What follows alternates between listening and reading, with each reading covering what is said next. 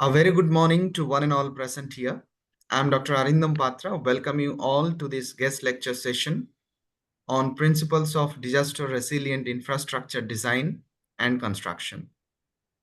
The purpose and objectives of organizing this session are to introduce the students with the importance of disaster resilient infrastructure in reducing risks and mitigating the impacts of natural and man-made disasters, and to provide insights into the key principles of designing and constructing infrastructure that can withstand disasters, including structural integrity, redundancy, and sustainability.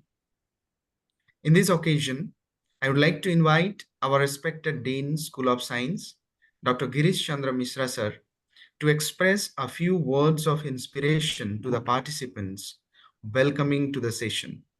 Sir, please. Thank you, Arindamji. Very good morning, Audeshji, esteemed colleague and dear students. It is my privilege to extend a warm welcome to all of you to this enlightening session. Today we are gathered to explore a subject that holds immense significance in the modern work, and we are already work on the disaster management a year ago. And today's topic, that is the principles of disaster resilience infrastructure design and construction.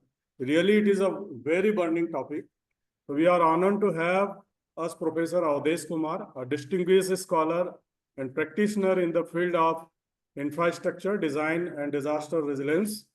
So Professor Kumar has dedicated his career, as I know, to advancing the understanding and application of principles that ensure our built environment can withstand the forces of nature and recover swiftly from unforeseen events. His pioneering work bridges the gap between theoretical framework and practical applications, making his insight invaluable for policymakers, engineers, and researchers alike.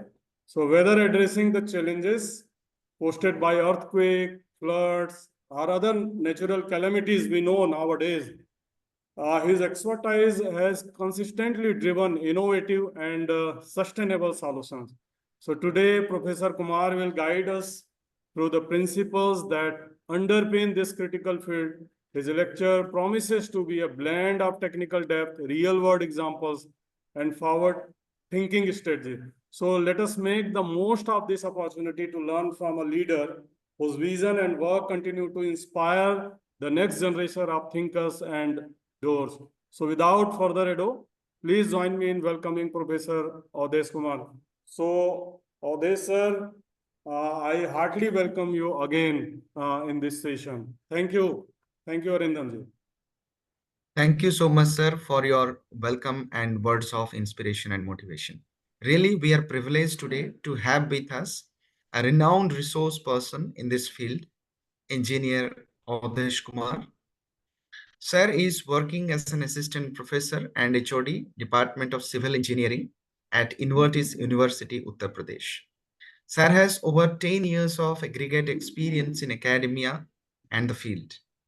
Along with his regular academic responsibilities, he also represents his university as a nodal officer in the India Universities and Institutions Network for Disaster Risk Reduction, IUINDRR.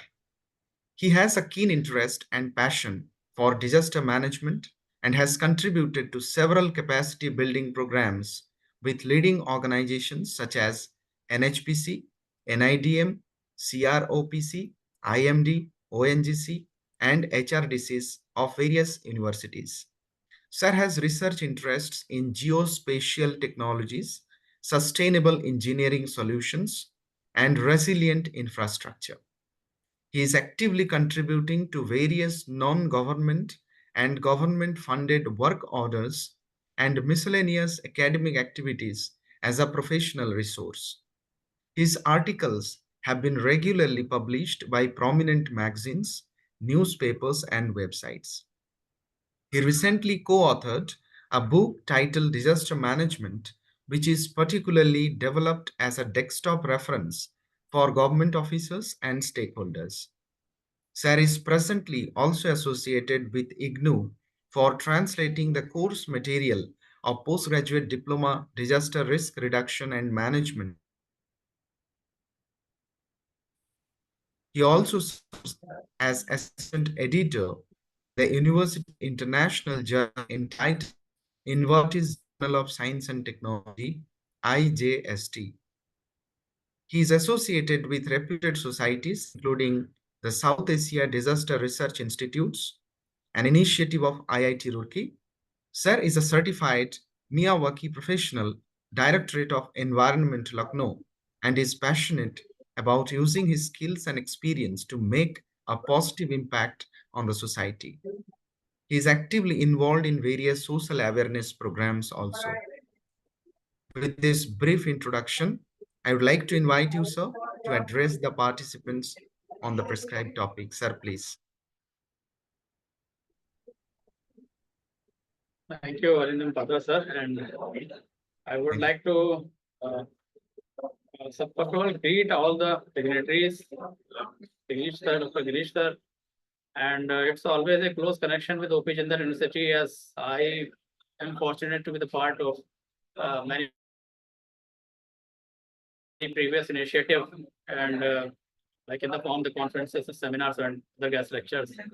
And Dr. Girish sir's initiative in Chhattisgarh, not only in I would say not in the in OP Jindal University, but in the field of disaster management are remarkable, and it's another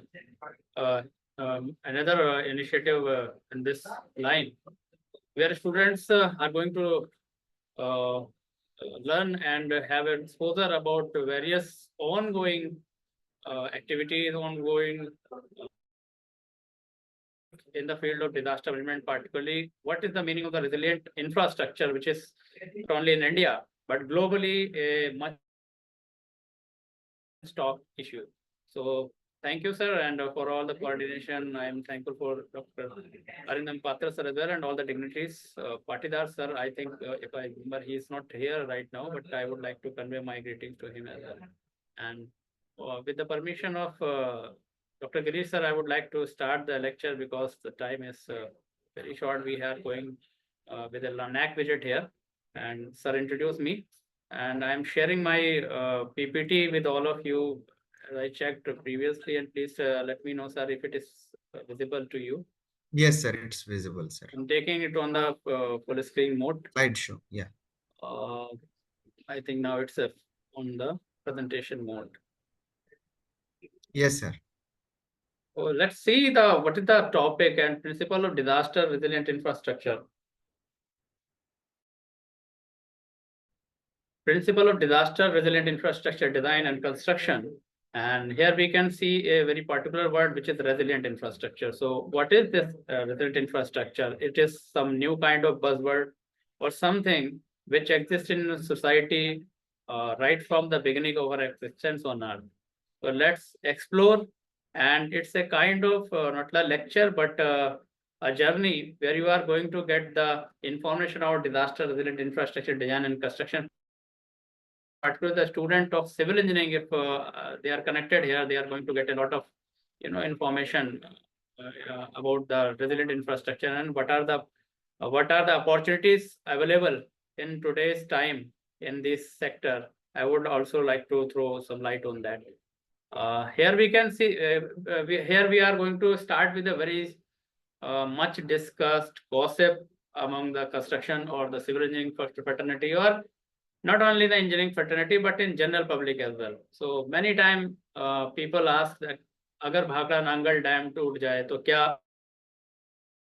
इसका क्या असर होगा, क्या होने वाला है? Because Bhakra Nangal dam बड़ा discussed एक डैम रहा है, and there are lots of issues connected with the dam safety, and it is one of the key question whenever any dam safety aspect is discussed anywhere in India.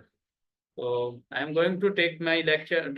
I'm going to proceed my lecture in the mixed language. So I think it's okay with all, Arindam sir. Yes, sir. Yes, sir. Surely. Because it will be more impactful to understand the things in the local language and whatever. Yes, no problem, sir. Right. So this is the question. To explore its answer in your own thoughts, like अगर ये बहुत बड़ा dam टूट जाए तो क्या हो सकता है? What are the consequences on that? And क्या ये केवल क्वेश्चन है, हाइपोथेटिकल क्वेश्चन है? It is just a imagination. ये ऐसा कुछ हुआ नहीं है तो हम अभी सोच क्यों रहे हैं? But let's see in the coming slide. So here you can see some dam failure and floods and disaster consequences in different part of the country, like it the example or the pictures. I intentionally put the pictures in place of the lot of text here because the pictures are same in many aspects, whether it is not depend on the state, it is even not depend on the countries.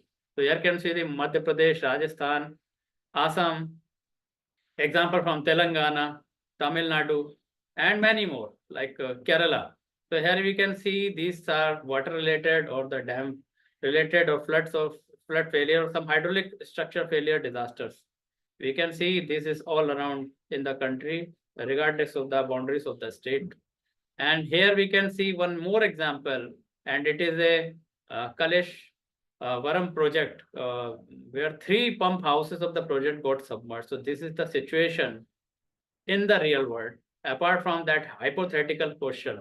So it is very close to the hypothesis. So we can see some more example, like here you can see Telangana water level reaches 700 feet as against 700 feet FRL. FRL stand for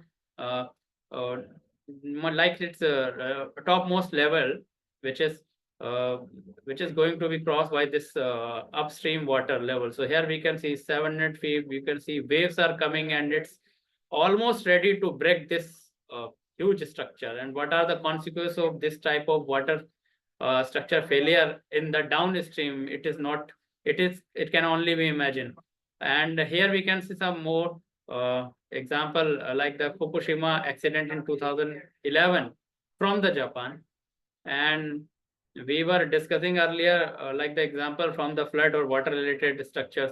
पानी फिर भी थोड़ा सा एक flood लाएगा, लेकिन अगर कोई न्यूक्लियर डिजास्टर होती है किसी एरिया के अंदर, then it is like facing the worst. So Fukushima में ऐसा हो चुका है कि एक बार एक भूकंप आया था जिसकी वजह से यहाँ पर ये पूरा प्लांट जो है इसमें इम्पैक्ट हुआ था और रेडिएशन लीकेज हुई थी. And it was in 2011, and that was the year in which we faced some disaster which was related to the radioactive leakage. And here we can see this was rated as the international nuclear and radiological event scale, the rate of 7, which is considered as a major accident. So बाढ़ आ जाएगी तो जो लोग डूबेंगे, लेकिन अगर leak होता है तो और भी प्रॉब्लम्स इसके साथ जुड़ती चली जाती है. तो रेजिलिएंट इंफ्रास्ट्रक्चर के ये 2 एग्जांपल हमने देखे अभी कि किस तरीके से इम्पैक्ट पड़ सकता है सोसाइटी पे. Here we can see one more example from the Pamba dam, जहां पर एक इलेक्ट्रिकल ग्लिच की वजह से एक शटर कंट्रोल खराब हो गया था और इस तरीके की सिचुएशन बन गई. तो here we can see this is very common in hydraulic structure. Obviously they are a structure, whatever the maintenance we are applying there, it is okay, but there can be unprecedented event like earthquake and some more associated event that can trigger this type of failure in this hydraulic structure, and which may lead to the great devastation in the region. अब ये हमने अभी जब बातें की वो सारी जुड़ी हुई थी कहीं ना कहीं पर इंजीनियरिंग फेलियर से, जनरल पब्लिक से. लेकिन अगर हम देखें तो इसका किसी को भी कोई फायदा नहीं होता. जैसे फायदा इसलिए नहीं होता है क्योंकि कहीं ना कहीं जो पॉलिटिकल लीडरशिप है उस पर भी क्वेश्चन उठते हैं. तो resilience is not only important for the people, not only important for the engineers, but it is also important for the political leaders who are associated with. And political will is really very important in promoting all this type of initiative in which we are planning in the future. So here we can see कि media trials के अंदर आप देख सकते हैं कि यहाँ पर इस तरह के हाइड्रोलिक स्ट्रक्चर में लगातार मीडिया इसको ट्रायल पे लेती है. We can say that horror trials, कि इस तरह का होता है जब तो सडनली कोई हाइड्रोलिक स्ट्रक्चर कोलैप्स करता है तो बहुत पैसा खर्च हो जाता है. बांध ढहाने में खर्च हो गया 1.5 करोड़, कुल आबादी 50 करोड़ से ज्यादा. तो this type of news are not new. And here we can some more media trials like 50 feet तक भर गया है और गवाही दे रहा है 80 किलोमीटर का दायरा। तो ये सब अलग अलग रिपोर्ट्स हमें देखने को मिलती है, और जिससे कि किसी का भी हम कह सकते हैं कि भला नहीं होता है। तो ये रेजिलियंस सबके लिए ज़रूरी है। और इस वक्त में जो हमारी पॉलिटिकल लीडरशिप है, हम लोग बड़े फॉर्चुनेट है कि उसने कुछ ऐसे इनिशिएटिव लिए हैं और जिसने इस रेजिलियंस को प्रमोट करने में बहुत महत्वपूर्ण भूमिका निभाई है, जिसको हम आगे की स्लाइड में अभी देखेंगे और पढ़ेंगे। तो उस इनिशिएटिव्स के कुछ और अगर हम एग्जांपल देखें तो रिसेंटली में एक सस्पेंशन ब्रिज कोलैप्स किया था मोरबी डिस्ट्रिक्ट मेचाओ रिवर्स में। ये आपने सबने तस्वीरें देखी हैं। तो मैंने इस तस्वीरों को आपको इसलिए दिखाया ताकि आपके माइंड में एक पिक्चर फिट हो जाए पहले कि आखिरकार रेजिलिएंट इंफ्रास्ट्रक्चर क्यों जरूरी है। हम इसे बज़वर्ड की तरह ना पढ़ते जाए। मेरे ख्याल से जो इतनी स्लाइड्स अभी देखी होगी तो उसमें यही चीज़ हमने देखी है कि किस तरीके से रेजिलिएंट इंफ्रास्ट्रक्चर की कमी से हमारा पैसों का भी नुकसान होता है और लोगों की जानें भी इसमें जाती हैं। तो अब अगर हम बात करें हमारे ह्यूमन सिविलाइजेशन की, ह्यूमन सिविलाइजेशन स्टैंड फॉर कि जब से हम दुनिया में आए हैं और दुनिया में हम लोगों ने अपनी सभ्यताओं का विकास अलग अलग दुनिया के हिस्से में शुरू किया।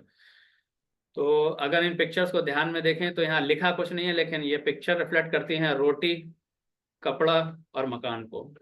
तो यहाँ जब इंसानी सभ्यताएं रेजिलिएंट इंफ्रास्ट्रक्चर को, जहाँ इंफ्रास्ट्रक्चर का सबसे पहले अगर मकान की बात करें तो व्यक्ति ने मकान की खोज ही इसलिए शुरू करी कि वो बरसात से, जंगली जानवरों से और तरह तरह की मौसम के मार से बच सके। तो ये रेजिलियंस के लिए ही असल में हमने इंफ्रास्ट्रक्चर को खोजा था। और केवल हम ऐसे हैं जो रेजिलियंस इंफ्रास्ट्रक्चर को खोजते हैं, हमें सुरक्षित मकान चाहिए, ऐसा नहीं है। बहुत सारे जानवर, बहुत सारे पक्षी भी सभी के सभी किसी तरह ना किसी तरीके के सुरक्षित ठिकानों को खोजते हैं। तो रेजिलिएंट इंफ्रास्ट्रक्चर, पहली बात तो मैंने जैसा पहले कहा था कि कोई बज़वर्ड है क्या, ऐसा नहीं है। ये हमारी सभ्यता के विकास क्रम जब शुरू हुआ था तब से ही हमारे साथ में है। Next, before discussing the disaster resilient infrastructure, it is the beginning of the lecture. You can see जैसे फिल्म जब शुरू होती है तो कुछ उसका पार्ट होता है, जैसे ना ट्रायल में नंबरिंग होती है, तो वो अब निकल गई। अब आप रेजिलिएंट इंफ्रास्ट्रक्चर के बारे में थोड़ा सा जान चुके हैं। अब इसमें हम बहुत साधारण से भी साधारण भाषा में समझने की कोशिश करते हैं कि डिजास्टर रेजिलिएंट इंफ्रास्ट्रक्चर क्या होता है। And for this, before going to the complex examples of disaster resilient infrastructure, let's understand with an example. Let's discuss snake resilient nest. Snake resilience nest, nest माने हम कह सकते हैं कि ये घोंसला होता है और स्नेक का मतलब सांप होता है। तो सांप से बचाव के लिए, सुरक्षा के लिए भी कोई घोंसला बनता है क्या? अब जवाब है इसका कि हाँ, बनता है। तो ये हमारा डिजास्टर रेजिलिएंट का इंफ्रास्ट्रक्चर है। And this disaster resilient infrastructure is not created by any human being, but here you can see in this picture, this is created by nature's engineers. And here we can see one bird. ये अपने घोंसले को इस तरह से design करती है कि अगर कोई सांप इस तरह से प्रोसीड करता है तो ये कैमोफ्लेज की तरह काम करता है। और ये सांप इसके लिए एक हैजर्ड है, इसके लिए एक खतरा है। तो इसने अपने खतरे से बचने के लिए इस तरीके का डिजाइन बनाया है अपने घर का कि अगर ये अंदर आएगा भी तो भी यहाँ पर मेन एरिया तक नहीं पहुंच पाएंगे। तो this is the intelligence. Here you can see the real representation of this type of nest. So disaster resilient infrastructure is self explanatory. It is the part of nature and the every animal and bird and even fishes, no one wants to face the dangers, hazards during the we can say whenever they are going to live in those structures. Sir, I think some mic is on, so I can hear Yes. voices. So please, if it is, it can be corrected. So thank you, now it's okay, sir. तो nest को design ही ऐसे किया जाता है कि snacks यहाँ पर आ ना सके। ऐसे ही अब इस चिड़िया के लिए जो खतरा इस स्नेक से है, वैसे ही इंसानों के लिए खतरे बहुत और भी चीजों से हैं। उसमें पानी है, बरसात है, बाढ़ है, जिसको पानी का अगर एक्सट्रीम रूप देखें तो बाढ़ है, बिजली है, बिजली गिर जाती है। तो इस तरीके के बहुत सारे खतरे हैं जिनसे सुरक्षित रहने के लिए हमारे मकानों को बना होना चाहिए। लेकिन क्या हमारे मकान ऐसे बने हैं? तो जवाब आता है कि नहीं बने हैं। और इसका एग्जाम्पल हमें कोई सर्वे करके नहीं इकट्ठा करने का। अगर आप अपने खुद के घर को देखें तो अगर पूछा जाए कि क्या ये भूकंप रोधी बना है आपका घर, डिजास्टर रेजिलियंस में तो बहुत सारे डिजास्टर आती हैं, लेकिन क्या भूकंप रोधी ही बना है? तो आधे से ज्यादा लोगों का जवाब होगा कि हमने घर बनवाते समय भूकंप रोधी उसको नहीं बनवाया है। तो ये हमारा एक ड्रॉबैक या फिर कह सकते हैं कि जिस पर हमें काम करना है और आगे चल के इसको सुधारना है। इसी को हमने डिजास्टर रेजिलिएंट इंफ्रास्ट्रक्चर को डेवलप करने के इनिशिएटिव में इंक्लूड किया हुआ है, और ये एक ग्लोबल इनिशिएटिव है। Here we can see what is the systematic definition of resilience in infrastructure. Let's see, resilience in infrastructure refers to the ability of infrastructure system to anticipate, absorb, or adapt to, or rapidly recover from disruptive events such as natural disaster, extreme weather condition, and other unforeseen hazards. This concept encompasses both physical robustness and capacity for quick restoration of functionality.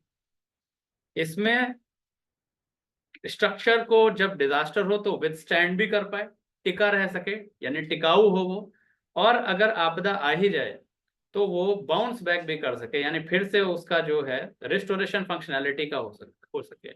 इसका एक बहुत छोटा सा example है कि अगर किसी railway track पे कोई दुर्घटना घटती है, तो दुर्घटना घटने के बाद में जो होना था वो हो चुका है, लेकिन हम उस रेलवे ट्रैक को वापस रिस्टोर करते हैं, और जितनी तेजी से वापस फिर से उतनी ही तेजी से जीवन।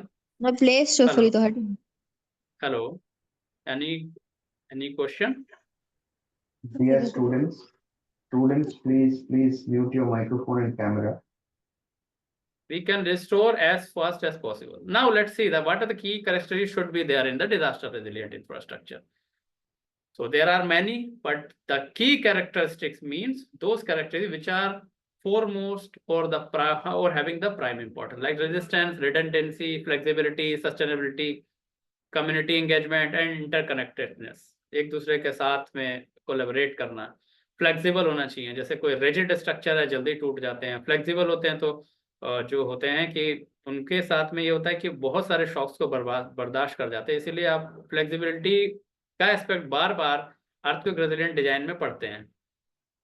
इसके अलावा हमारा सस्टेनेबल होना चाहिए, और इसके साथ में रेजिस्टेंस होनी चाहिए, रिडंडेंसी होनी चाहिए कि क्रिटिकल कंपोनेंट सिस्टम के डुप्लीकेट किया जा सके, या अगर वो टूट जाए तो फिर से बैक किया जा सके उनको। तो these are some key characteristics, and here we can see some challenges faced by the infrastructure, like vulnerability to the natural disaster. Obviously, if a structure is in nature, then it must be it's not possible that it is safe from all the natural agencies. So it is vulnerable to natural disaster like earthquake and many more. Like aging infrastructure, आज मैंने जो structure बनाया है वो बहुत मजबूत बनाया, बहुत अच्छा है, लेकिन एजिंग के साथ में इंफ्रास्ट्रक्चर की रेजिलियंस कम होती जाएगी। इसका भी हमको ध्यान रखना चाहिए, करना पड़ता है। Urbanisation and population growth, obviously urbanisation population growth, like in every field, in infrastructure resilience also it is playing a vital role. So we are facing lots of pressure. We can see that Delhi where lots of air quality index values are there, lots of high values are there, and people are having the diseases related to the lungs and pulmonary diseases. So why it is there? Because Delhi is a place where urbanization and population growth is at peak, and it is not possible to tackle that pressure and that type of intensity of population growth at a single place. So obviously पहले ही लोगों ने इसको predict किया था, अब वो हो रहा है, and it is going to expand in more cities as well. So right now we have to be very careful while we are going through this type of infrastructure commitment or resilience including in that. अब हम एक short में देख लेते हैं यहाँ पर कि की डॉक्यूमेंट कौन कौन से ग्लोबल फ्रेमवर्क, बिकॉज एक बहुत छोटे से टाइम पर बहुत सारी चीज़ों को कवर करना पॉसिबल नहीं होता है, लेकिन एक होलिस्टिक लेक्चर के लिए एक समझना जरूरी है कि दुनिया में क्या हो रहा है। सबसे पहले तो दुनिया में ग्लोबल डिजास्टर रेजिलिएंट फ्रेमवर्क्स को लिया गया है। ये माना गया है कि डिजास्टर मैनेजमेंट करना किसी एक मोहल्ले, किसी के स्टेट, किसी के देश की जिम्मेदारी नहीं है, ये कलेक्टिव एफर्ट है। इसके लिए सबसे पहले 2005 से लेकर 2015 तक ह्यूगो फ्रेमवर्क को लाया गया। ह्यूगो एक जगह का नाम है जो जापान में है, तो वहाँ पर क्योंकि एक कॉन्फ्रेंस हुई थी तो इसका नाम ह्यूगो फ्रेमवर्क पड़ा। ऐसे ही सेंडाई फ्रेमवर्क भी है, सेंडाई भी जापान के अंदर है, तो इसके यहाँ पर भी इसके नाम पर 2015 और 30 का एजेंडा स्टार्ट हुआ। जब ये 15 खत्म हुआ तो 2015 to 30 को लाया गया। इसके बाद these are the global initiative on the line of this. India also passed one act in 2005, which is the Disaster Management Act 2005.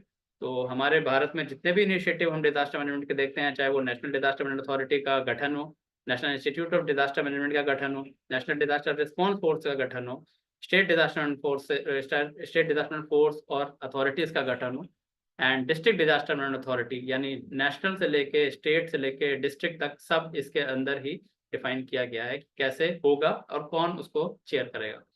यहाँ पर जान लेना जरूरी है क्योंकि इसमें बहुत छोटी सी एक बात है कि नेशनल डिजास्टर मैनेजमेंट अथॉरिटी के जो चेयर करते हैं वो प्राइम मिनिस्टर करते हैं। इसके बाद स्टेट डिजास्टर मैनेजमेंट अथॉरिटी के जो चेयर करते हैं वो आपके कंसर्न स्टेट के सीएम करते हैं, और डिस्ट्रिक्ट डिजास्टर मैनेजमेंट अथॉरिटी को चेयर किया जाता है डिस्ट्रिक्ट मजिस्ट्रेट के द्वारा। तो ये इस एक्ट ने सभी कुछ को लिख रखा है, इसके अंदर और इनिशिएटिव है। इसके बाद 2016 में AMCDRR नाम के होगा थे, इसे annual ministerial conference for disaster risk reduction किया था, जिसमें प्राइम मिनिस्टर ने PM 10 पॉइंट एजेंडा को लॉन्च किया था, जिसमें फर्दर 10 पॉइंट से, अभी सर ने मेरे इंट्रोडक्शन में बताया था कि Indian university institutional network for disaster risk reduction को मैं एज ए नोडल ऑफिसर अपनी यूनिवर्सिटी के लिए प्रेजेंट करता हूँ। तो actually this is the initiative under prime minister 10 point agenda itself.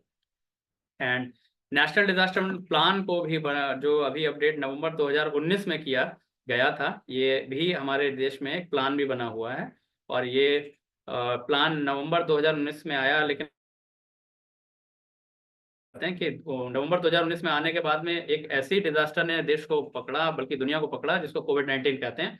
तो अभी इस प्लान के नवंबर 2019 के बाद में भी हमको कई नई लर्निंग्स हुई हैं, तो इसको अगली बार जो अपडेट किया जाएगा तो जस्ट मार्च 2020 के बाद में जो लर्निंग हमें हुई है तो उसको अपडेट इसमें करना अभी बाकी है। जैसे ही हमने इसको अपडेटेड लॉन्च किया वैसे ही हमारे देश में लॉकडाउन जैसी सिचुएशन बाद में, तो they need to this type of points need to be incorporated. Here we can see very famous sustainable development goals. 17 में से 10 गोल्स जो हैं डेडिकेट हैं डिजास्टर मैनेजमेंट को, और डायरेक्टली और इनडायरेक्टली ये कनेक्ट करते हैं डिजास्टर मैनेजमेंट को, वेरी इंपॉर्टेंट गोल्स। एंड एक कॉमनलिटी बता देता हूँ मैं इसमें कि हमारे देश का जो हमारे दुनिया का जो सेंडाई फ्रेमवर्क है 2015 से 2030 है, और सस्टेनेबल डेवलपमेंट भी 2015 से 2030 है।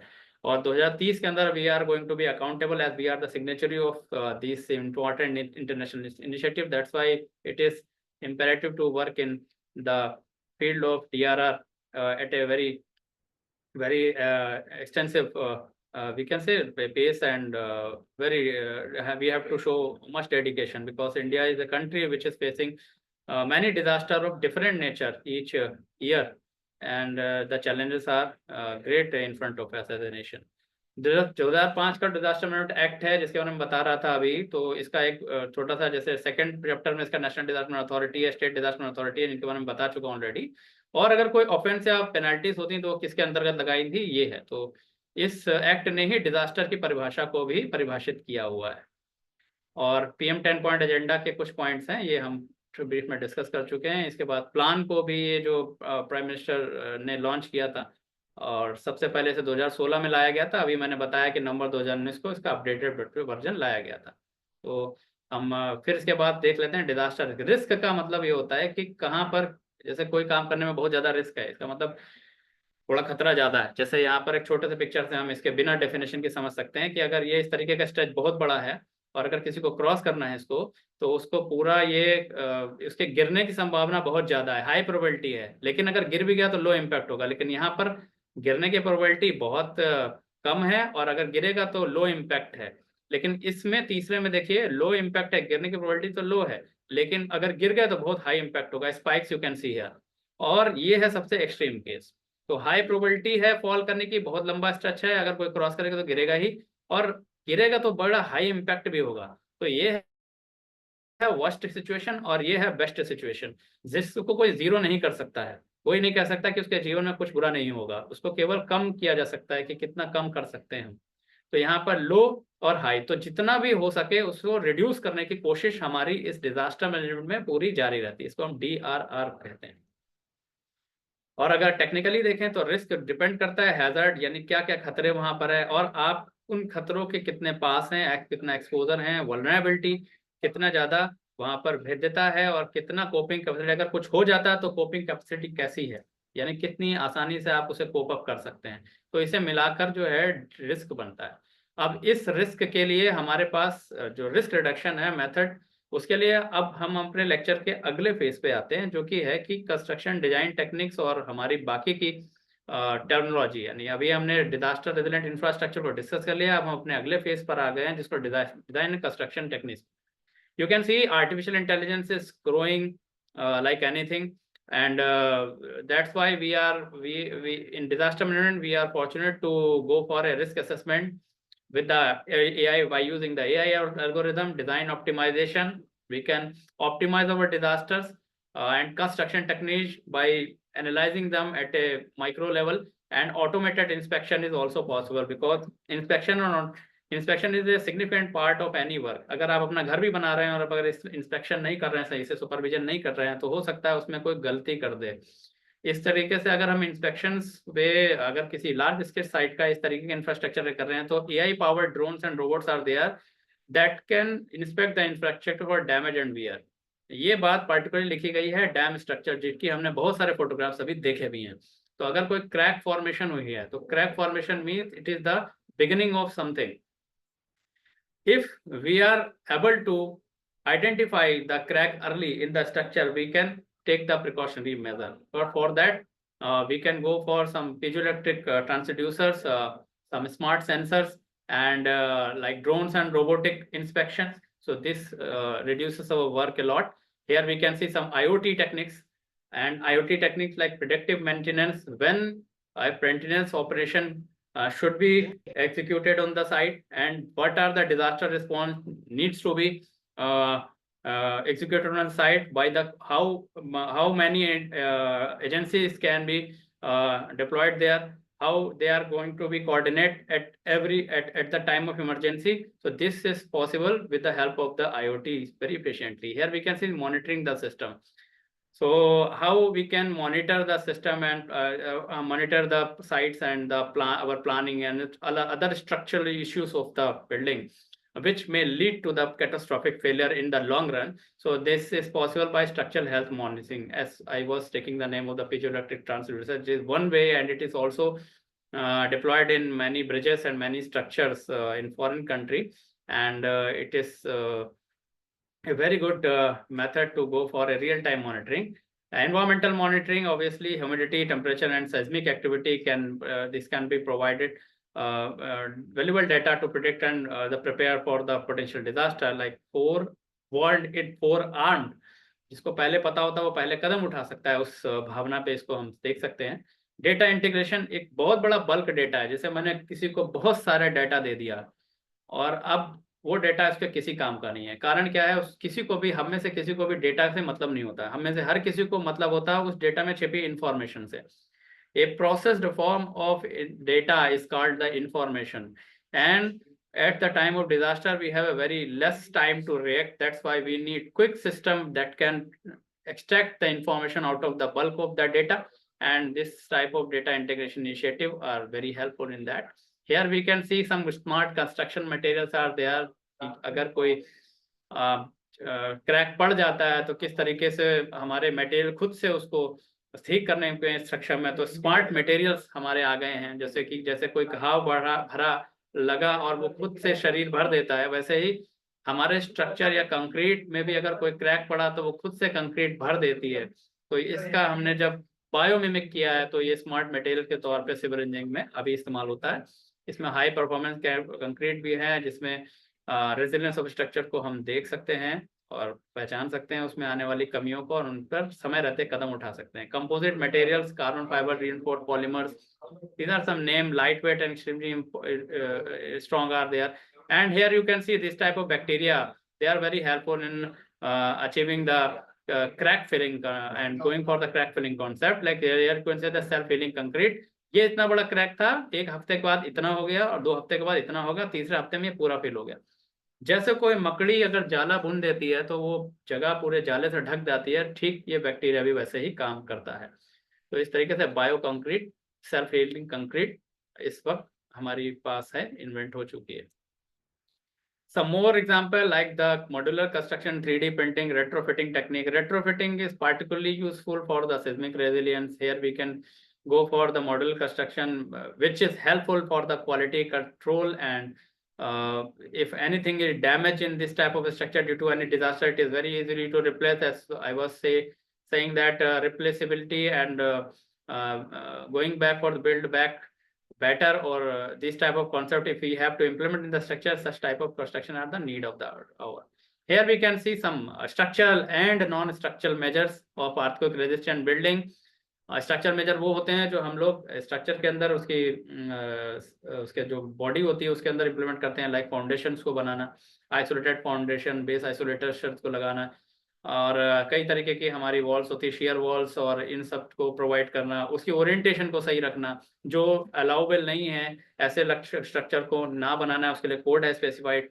और इन स्ट्रक्चर मेजर्स को अप्लाई करने के बाद अगर भूकंप आ भी जाता है, इस तरीके की सिस्मिक शॉक लगते हैं, तो बिल्डिंग कितनी बेस्ट तरह से इवैक्यूएट हो सकती है, लोगों को जल्दी से जल्दी खतरे से बाहर लाया जा सकता है। तो this type of things are there, and here we can see a dedicated earthquake resistant building codes. There are 6 codes you can see I have enlisted here, like IS 1893 part 1 of 2002, and apart from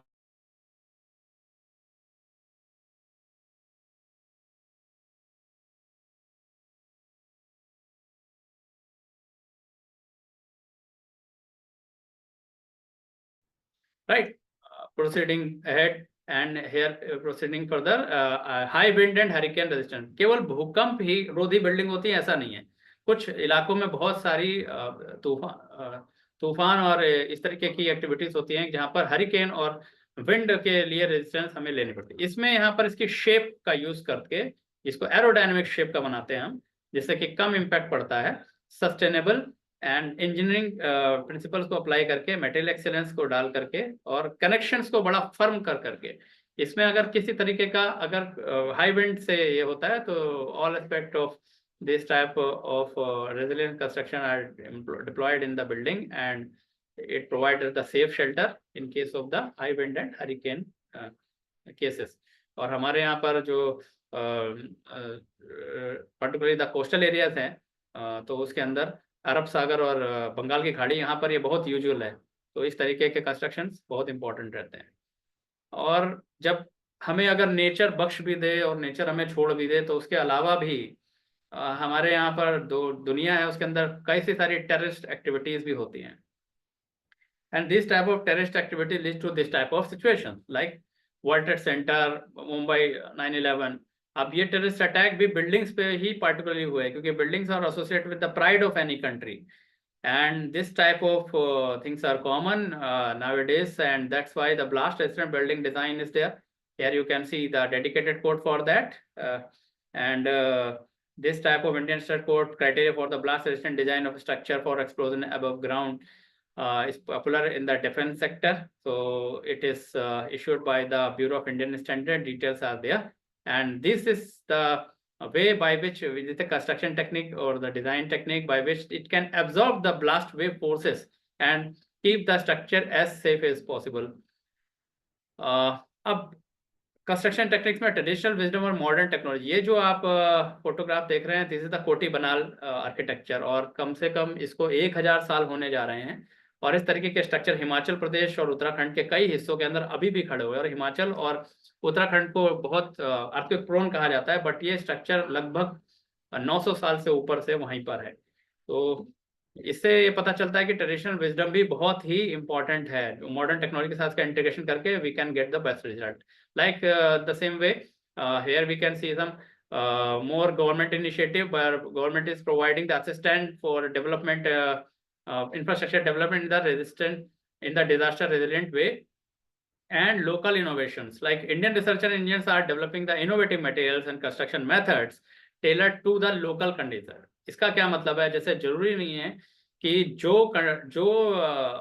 बात USA या Germany या France के अंदर true है वो India में भी वैसे ही रिजल्ट देगी, ऐसा कुछ नहीं है। तो लोकल कंडीशन के हिसाब से लोकल तकनीकों को डेवलप किया जाता है कि वी नो दैट एवरीवन, हमारे यहाँ मकान बनाना किसी का भी एक सपना होता है। अगर कोई नौकरी करता है तो वो सोचता है कि पहले हम अपना मकान बनाएंगे, उसका एक सपने की तरह है। तो हाँ, यहाँ पर मकान जिसकी हमने रोटी कपड़ा और मकान में बात की थी, और सिविल इंजीनियरिंग डील ही मकानों से करती है।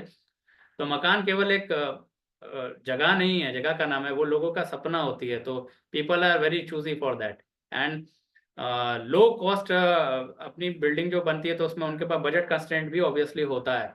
और उसमें अगर हम उनसे ये भी कहते हैं कि आपका मकान तो साहब वो बन रहा है 10 लाख 8 लाख या जितना भी प्राइस है, उसमें आप और ऐड कर दीजिए कॉस्ट अर्थक्वेक रेजिलियंस की, तो it is not very easy to convince the people for that.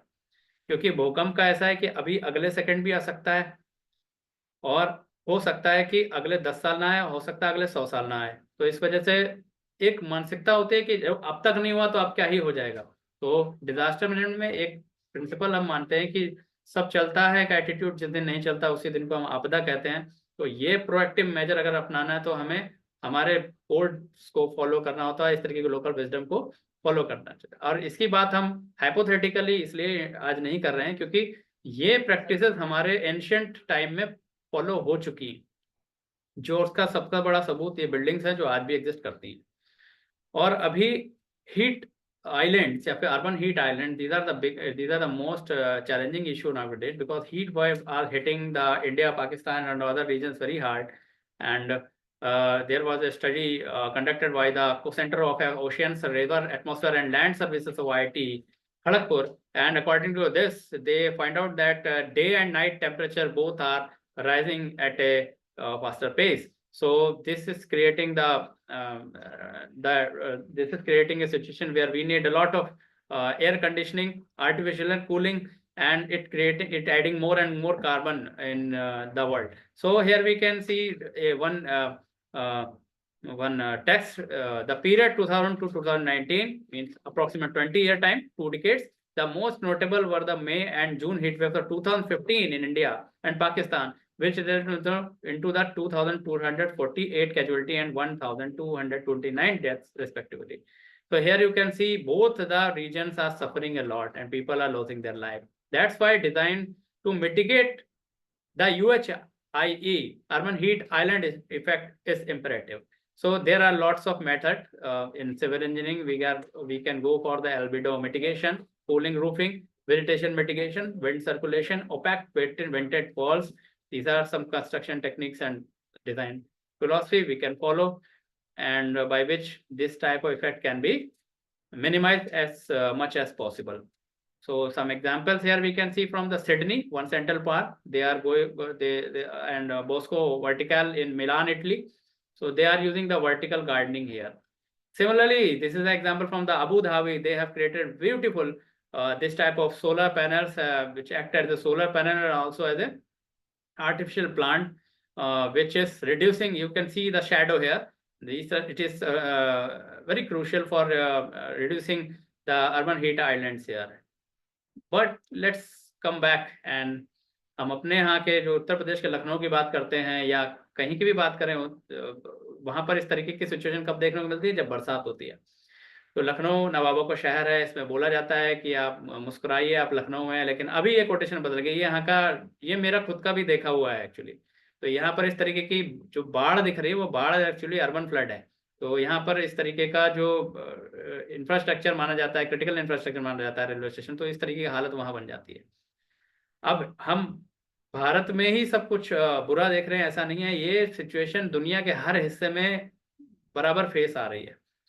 ये जो सिचुएशन है ये इंडिया की नहीं, ये हमारी सिचुएशन उत्तराखंड की नहीं है, ये यूनाइटेड किंगडम की है। ये सिचुएशन हमारी चाइना की है। इस तरीके से यूएसए की भी सिचुएशन ऐसी है। तो ये वाराणसी एक और शहर है, उसकी ऐसी सिचुएशन है। So this is urban flooding become a key challenge. How we go for the infrastructure that is resilient to the flood, because हमने अर्थक्वेक देख लिया, ब्लास्ट रेजिस्टेंट देख लिया, विंड रेजिस्टेंट देख लिया, लेकिन अब फ्लड एक बहुत बड़ा इशू है भारत का। तो यहाँ पर भी हमारा या तो हम रीलोकेट करें, मूव करें बिल्डिंग को हाई ग्राउंड पे फ्रॉम द फ्लड लेवल, जहाँ पर उसका फ्लड लेवल है उसके ऊपर शिफ्ट करें, और एलिवेशन उसका बढ़ा सकते हैं हम लोग raising A building by using the platform like this type of platform, so that it is safe from the flood water. Flood walls, you can see this type of flood water or barriers are there, we can deploy there. Try flood proofing like this type of additional wall so that it is the flood not affect the main building. And here we can see the wet proofing. So altering a building to minimize the damage when flood water enter. अगर कहीं पर ऐसा भी possible ना हो कि ना तो हम building move करा सकते हैं, ना elevation दे सकते हैं, ना flood wall दे सकते हैं, ना dry flood proofing कर सकते हैं. In that case we go for the wet flood proofing. कि अगर flood आती भी है, then building को ऐसे alter कर दो कि flood से ज़्यादा impact ना पड़े ऐसा. But it is very challenging, and these are suggested by the UNESCO in 1995. Here we can see some more, we need more holistic engagement like Metropolitan Development Authority, National Disaster Management Authority, State Revenue Irrigation Department along with the municipal corporation should involve together. And here we can go for one more concept like the sponge city. It is developed in the China. अगर कोई sponge पे पानी गिरे तो वो सोख लेता है, similar concept यहाँ पर है. तो इस तरीके की सिटी डेवलप हो गई कि अगर पानी बरसता भी है तो इस तरीके से सोख जाए, वहां पर भरे ना, फ्लॉगिंग ना हो. Wetland policy is there and drainage policy is also there, but the implementation needs to be accelerated here. अब wetland जो policy क्यों है यार, नया वर्ड कहाँ से आ गया? कई लोगों ने सुना होगा, क्योंकि एक्चुअली मैंने भी एक बार इस वर्ड को सुना तो मुझे भी नहीं समझ में आता कि wetland का एक्चुअली इतना सिग्निफिकेंस क्यों दे रहा है, आखिर है क्या इसमें कि हमने जमीन को टैकल कर लिया, पानी को भी टैकल कर, तो वेटलैंड के लिए अलग से क्यों, ऐसा क्यों? और वेटलैंड ऐसे हिस्से हैं जो ना तो जमीन में है ना पानी में, इनके बीच का है. तो यहाँ पर इकोसिस्टम जो पाया जाता है वो भी ऐसा पाया जाता है जो बिल्कुल बीच का है, जैसे जानवर या जैसे जीव, जैसे बर्ड्स कहीं पाए नहीं जाते, वो वेटलैंड्स में होते हैं. That's why it is biodiversity point of view it is highly significant. जैसे जल कौवा होता है या कछुए होते हैं, इन सबको हम लोग देखते हैं तो नॉर्मल इकोसिस्टम में आपको देखने नहीं मिलेंगे, बट यहाँ पर ये देखने को मिलते हैं. And water sensitive urban design को ऐसे किया जाए जिससे वो अर्बन फ्लड्स जैसे प्रॉब्लम से सेंसिटिविटी से थोड़ा सा बच के रहे, और जितना पॉसिबल हो उतना तो बच के रहे. बाकी क्या है, अगर कोई अनप्रेसिडेंटेड इवेंट हो जाता है जैसे कोविड-19 सुनामी, उसमें तो कोई स्ट्रक्चर फिर बचेगा नहीं बचेगा, वो तो that is a different type of concept. Convergent approach का मतलब है स्मार्ट सिटी मिशन जो इंडिया ने लॉन्च किया था, उसके अंदर भी हमने कई सारे Atal mission for rejuvenation and urban transformation, Amrut, national heritage city development and accommodation Yojana, Hriday and smart city mission itself, they are containing this type of concept already imbibed in the planning process and execution process. अब कुछ structure ऐसे होते हैं जो कि धरोहर होते हैं, जो हमें मिले नहीं है, वो हमें भी जो मिले हैं और हमें किसी और को देना चाहते हैं. जैसे कि कई मंदिर, कई सारे, जैसे ताजमहल, ये हम अगर हम चाहें तो एक बहुत अच्छा ताजमहल आप बना सकते हैं बड़े इन्वेस्टमेंट, लेकिन ताजमहल वैसी इंपॉर्टेंट नहीं रखेगा. तो these are the heritage structure. Cultural heritage and disaster risk management के लिए पूरी गाइडलाइन एनडीएमए ने बनाई है कि अगर ऐसे स्ट्रक्चर्स में कोई भी तरीके का डैमेज होता है तो उसको किस तरीके से टैकल करते हैं. So this is some September 2017 National Disaster Authority, which is the apex body of disaster management in India, it released this guideline. And here we can go for one more aspect कि हम और आप जो है सभी लोग कभी ना कभी स्कूल में रहे थे और हमने एक बड़ा लंबा समय स्कूलों में बिताया है, पर स्कूल सेफ्टी एक बहुत बड़ा कंसर्न है. और इसमें भी मैं एक माइक्रो डिटेल में अगर जाऊं तो स्कूल या कॉलेज या कई बार यूनिवर्सिटी भी एक बहुत बड़े चैलेंज से जूझती है कि अगर किसी ऐसे बच्चे का एडमिशन वहाँ होता है जो disabled friend, specially abled, like disabled friendly infrastructure कैसे बनाए. क्योंकि अगर आपदा की स्थिति में हो सकता है कि लोगों को अगर जैसे सुनाई पड़ा, कोई चीख पुकार मची तो वो भाग जाए, लेकिन अगर कोई व्हील चेयर में बैठा है तो वो कैसे जाएगा, किसी को नजर नहीं आता तो कैसे जाएगा, कोई सुन नहीं सकता तो उसको कैसे. तो इस तरीके से ministry of human resource development ने इंस्ट्रक्शन टाइम टू टाइम दी है, particularly central funded education institutes को, जिसके बाद disable friendly infrastructure in school colleges पर एक नोटिस निकला था. And UGC also issued the circular in this regard to the university regarding the Accessible India campaign, Sugamya Bharat Abhiyan. And these are under the this type of initiative are under the right of children to free and compulsory education, also incorporate this disabled friendly infrastructure development in schools. You can see status of National Disaster Management Authority's Guidelines on Disability Inclusive Disaster Risk Reduction, DIDRR. Here you can see this. Here are the guidelines, detailed guidelines available here. by which we can take guidance and incorporate the disabled friendly environment in our educational institute and learning centers. Construction and making environment disability friendly is also incorporated in many key documents, like this is the guidelines and space standard for barrier free built environment for disabled and elderly purpose, released by the Center Public Work Department, popularly known as the CPWD, by Ministry of Urban Affairs and Employment. Here we can some more guidelines from other countries, like this is the same guideline. And here we can see one more aspect, like minimum access provision required in various type of buildings. So this type of detailed instructions and the criteria are available in National Building Code 2016 as well. After discussing the disabled free or the children with the specially abled children, here we can also go for a one negligible concept. इंसानों पर आई आपदाओं के बारे में सोचते हैं, उन पर कदम उठाते हैं, लेकिन आपदाएं केवल ऐसा नहीं है, आपदाओं का असर बट जो हमारे जानवर होते हैं उन पर भी होता है, और ऐसा ही एक असर खुद हमारी वजह से भी कई जानवरों पे हुआ।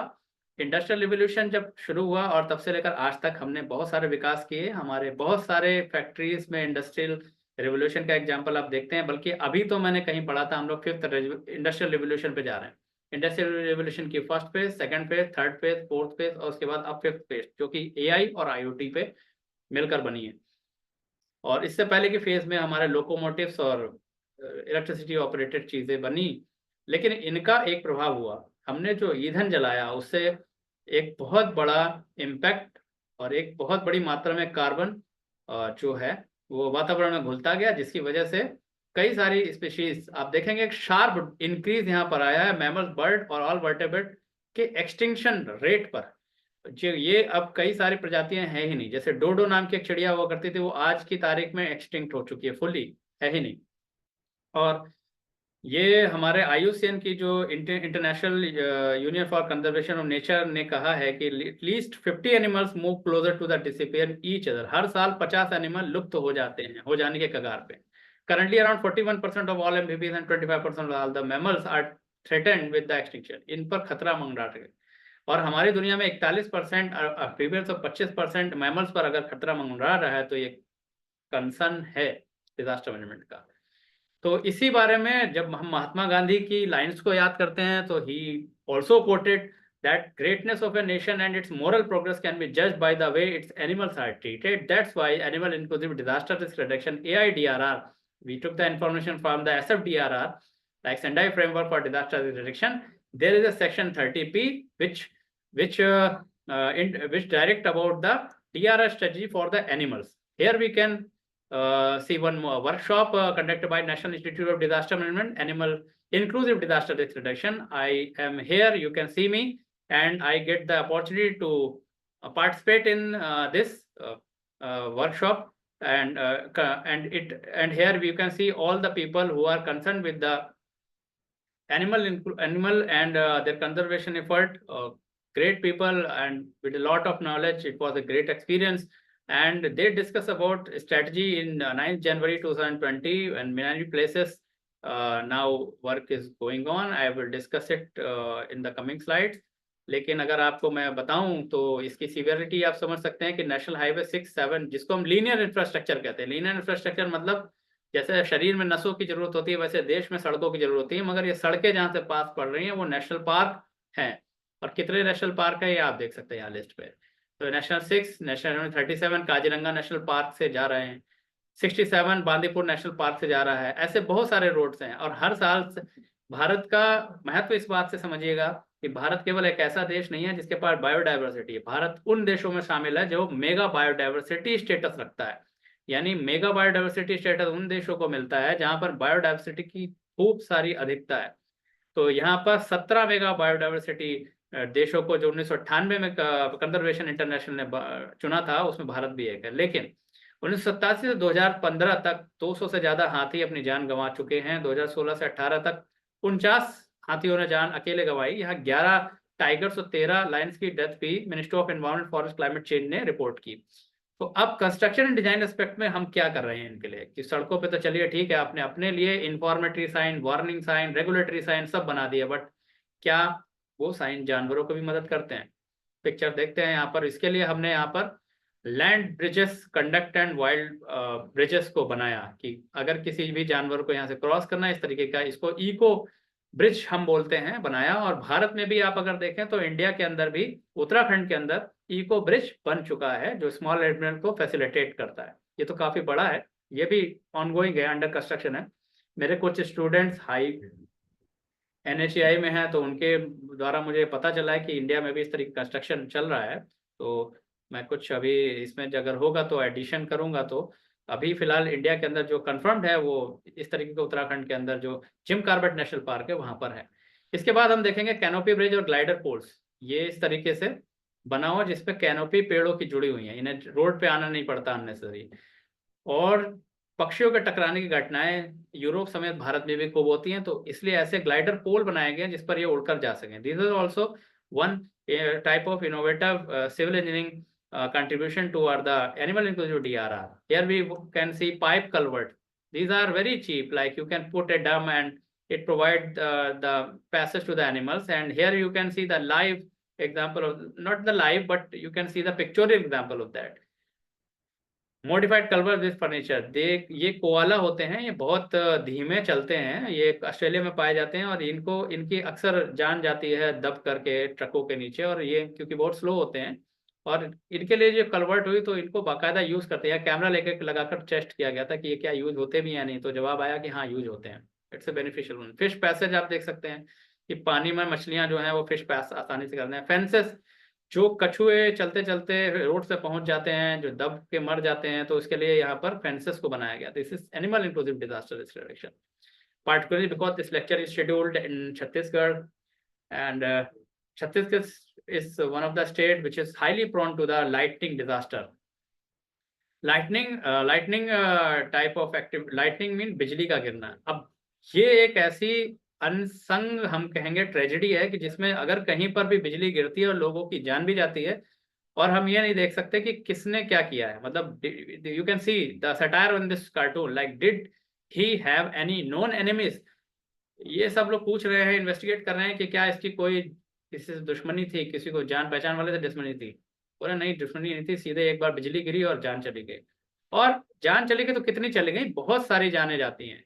तो जैसे अगर हमारे पास अभी एग्जाम्पल डेटा है, बिहार में 400 जाने और 2500 के अलावा तो नेशनल डेटा 22,500 लोगों का गाइडलाइन के हिसाब से जाने जाती है, तो ये बहुत बड़ा नंबर है।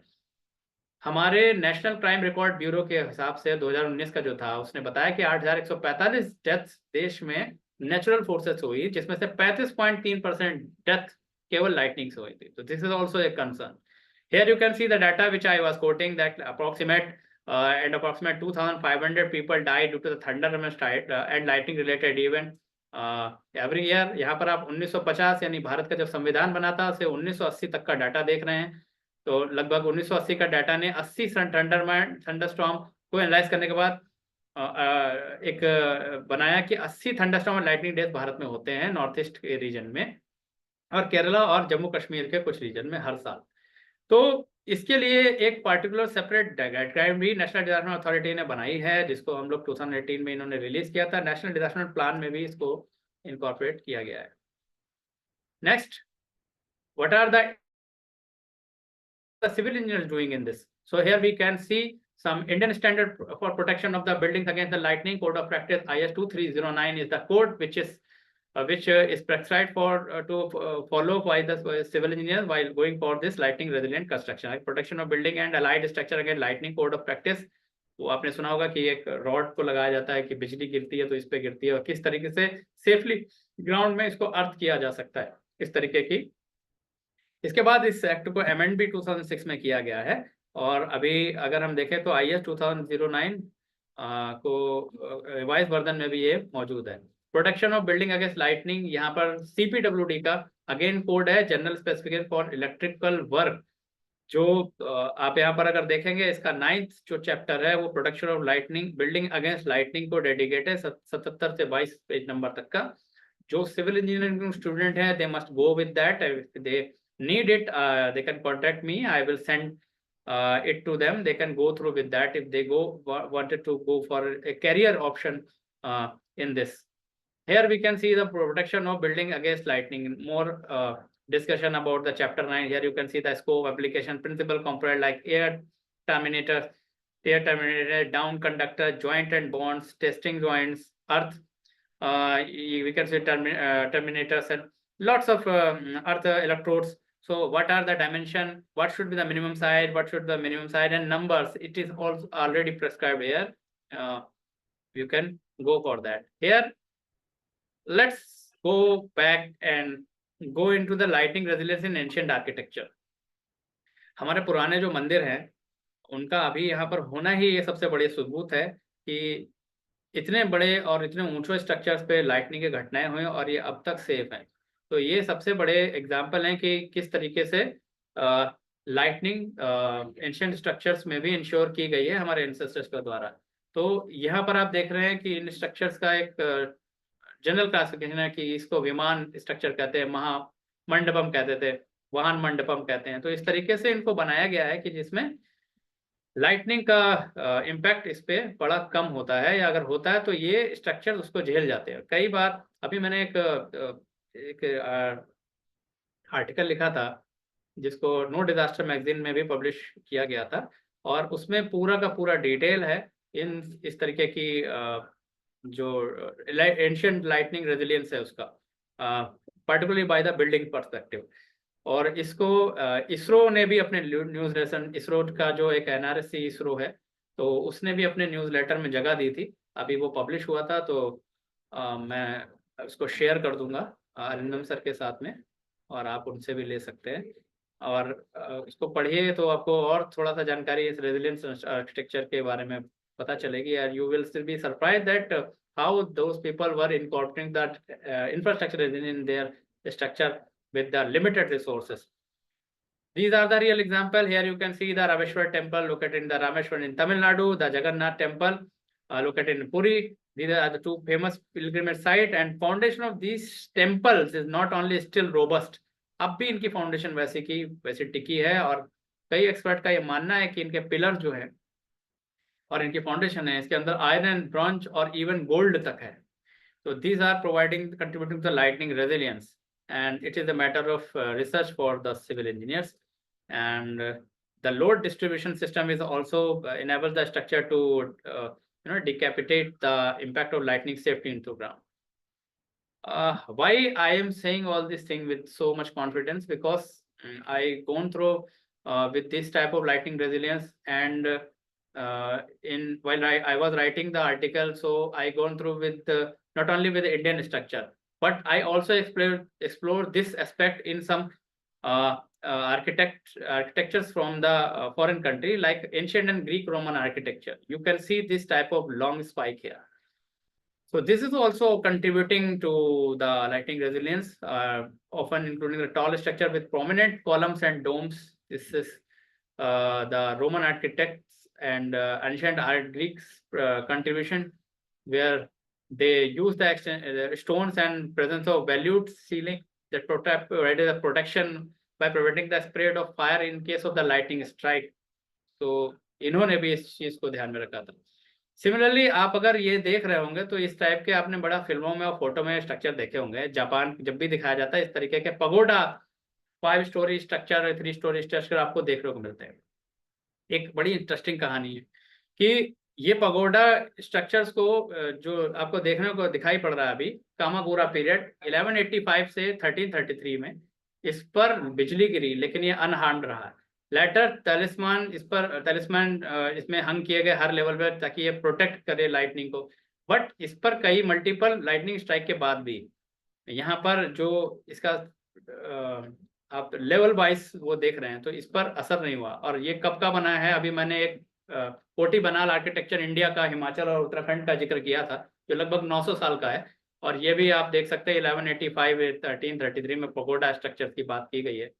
और ये स्ट्रक्चर यहाँ पर मौजूद है, इसका मतलब है कि रेजिलियंस इंश्योर की गई है और उन पर एजिंग का भी फर्क मिनिमम पड़ा है, जो कि हमने बहुत पहले प्रीवियस स्लाइड में जब हम कर रहे थे तो शुरुआती स्लाइड में बोला था इंफ्रास्ट्रक्चर जब बनता है तो सिक्योर होता है, लेकिन वो एज के साथ में उसका डिग्रेडेशन होता है। लेकिन this is really inspiring for the civil engineers. And now we can go for some case studies where the construction, by using the construction and design techniques, infrastructure resilience is ensured. Here you can see the example from the Palazzo Italia Pavilion, which is situated in Italy.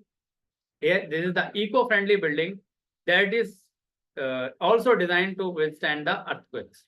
And this building is entirely made up of a composite material, which consists of the cement and the carbon fiber. So a kind of the smart material, we can say. So here structure has a unique double skin facade that helps to regulate the temperature and humidity. So this is a multi-purpose and earthquake resilient building, very beautiful one, situated in Italy. Obviously, Italy known for the fashion. Maybe that's why this building is so beautiful. Like Mercedes-Benz Stadium, Georgia. So this is also one more example of the resilient building. This is designed to withstand the extreme weather condition, including hurricanes and tornado as well. So this is the roof is made up of a durable and flexible material that can move and adjust to height. जैसे wind होगी, जैसे कहते हैं कि मतलब गिर जाते हैं वो दरख्त जो खड़े रह जाते हैं, बच जाते हैं वो जो झुक जाते हैं। तो इसका कुछ वही कंसेप्ट है कि इसमें कैपेबिलिटी है अडाप्ट करने की। तो जैसे हवा बहती है, ये अपने आप को उस तरीके से ये पैनल्स अडाप्ट करते हैं, जिसकी वजह से वहाँ पर डायरेक्ट इम्पैक्ट नहीं पड़ता और ये एरोडायनेमिकली बिहेव की वजह से बहुत रेजिलेंट हो जाते हैं। तो apart from that, it is also reduce the city's infrastructure during the heavy rainfall. So storm water management system of this structure is also excellent. That's why multiple techniques are incorporated in a single building. Here we can see Miami Beach, a convention center, United States. And this building is also a resilient building. Here flood barriers are installed and rainwater collection system is there. So at one place it is collecting the rainwater, and at second place, if there is a flood situation, because it is in flood prone area, and so it is not it is sorry, not in the flood prone area, but like the urban flood like situation, it can face all the type of consequences due to the flood water efficiently. So Louisiana's Children's Museum is another one. This is also the part of the case study of the successful resilient building design that are incorporated in different parts of the world. And here you can see the Children's Museum. So this is the beautiful landscape, and it is also construction due to the destruction. Construction due to the destruction. Why I am saying this? Because इसका construction जो है, जो hurricane Katrina 2005 में आया था, उसके destruction बाद में जो कॉन्सिक्वेंस उसकी लर्निंग को ध्यान में रख करके हुआ था, और इस बिल्डिंग को एनर्जी एफिशिएंट बनाया गया और natural light and ventilation are there. That's why it is a low carbon emission building as well. So it can absorb the rainwater and it reduces the risk of the flooding. So I think for now I would like to sum up this lecture here, and these are some construction techniques that which I shown you here. So Arindam sir, over to you. Yes, I hope sir. if there are questions, so we should also manage some time for that.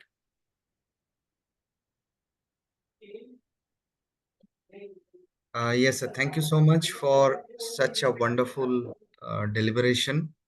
You have covered all the areas of DM, disaster management, and am I audible, sir? Right, sir. You are sound and clear. Okay, okay. So you have covered all the things, all the areas, and regarding this disaster resilient building design and infrastructure, you have very well, you have given your insight into that area.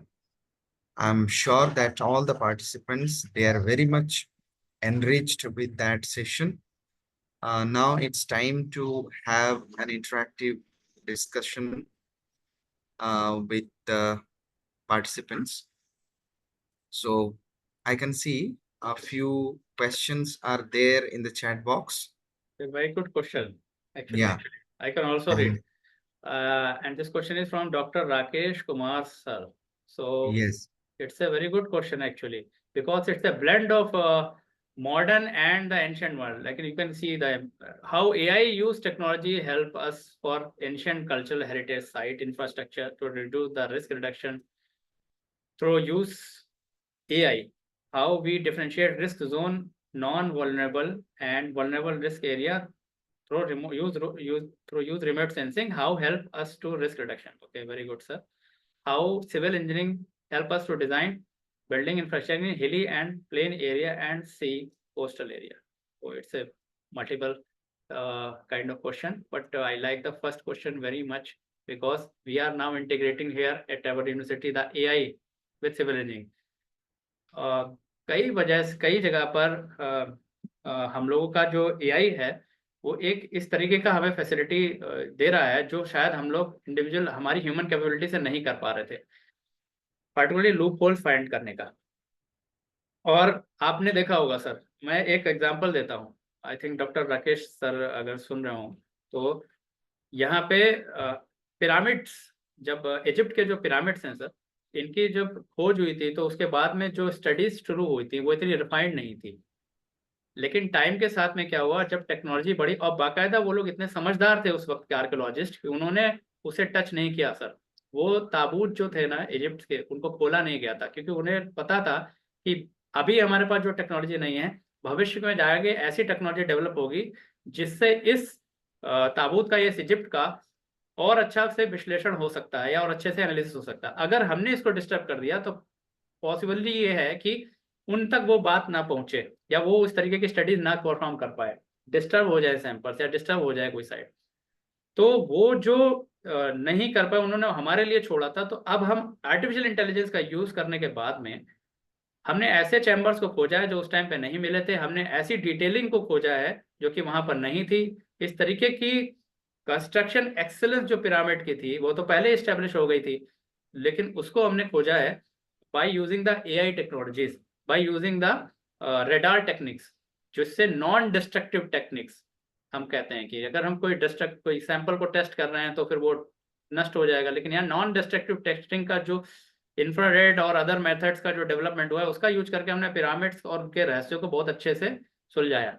Similarly ancient cultural heritage site को study करना कोई आसान बात नहीं है, क्योंकि for example जो मंदिर हमने अभी नाम लिया है, they are the point of faith for many people. You can not even touch some areas, particularly foundation के अंदर जो चीजों हमें इंडिकेशन मिल रहे हैं या मोनोलिथिक कंस्ट्रक्शन की जो बात आ रही है, क्योंकि जितने जॉइंट होंगे किसी स्ट्रक्चर में वो उतना वीक होगा। Number of joint mean number of weakness बढ़ेगी, लेकिन मोनोलिथिक पत्थर से कोई चीज बना देना ये एंशिएंट टाइम में हो चुका है।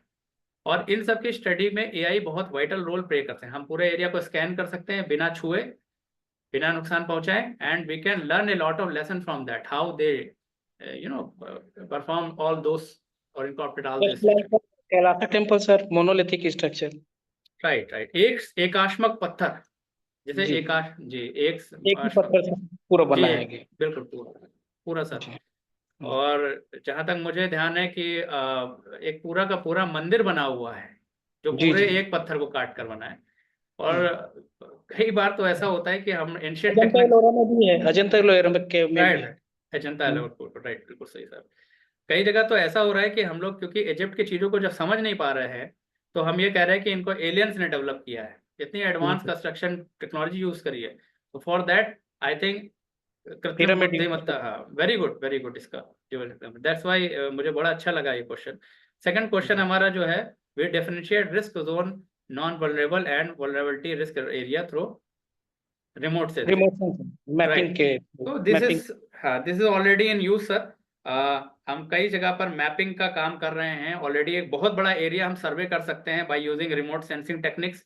एक पूरा सर्वे जो बहुत दिन लेता था वो बहुत जल्दी हम लोग परफॉर्म कर सकते हैं। तो ये तो हो ही रहा है।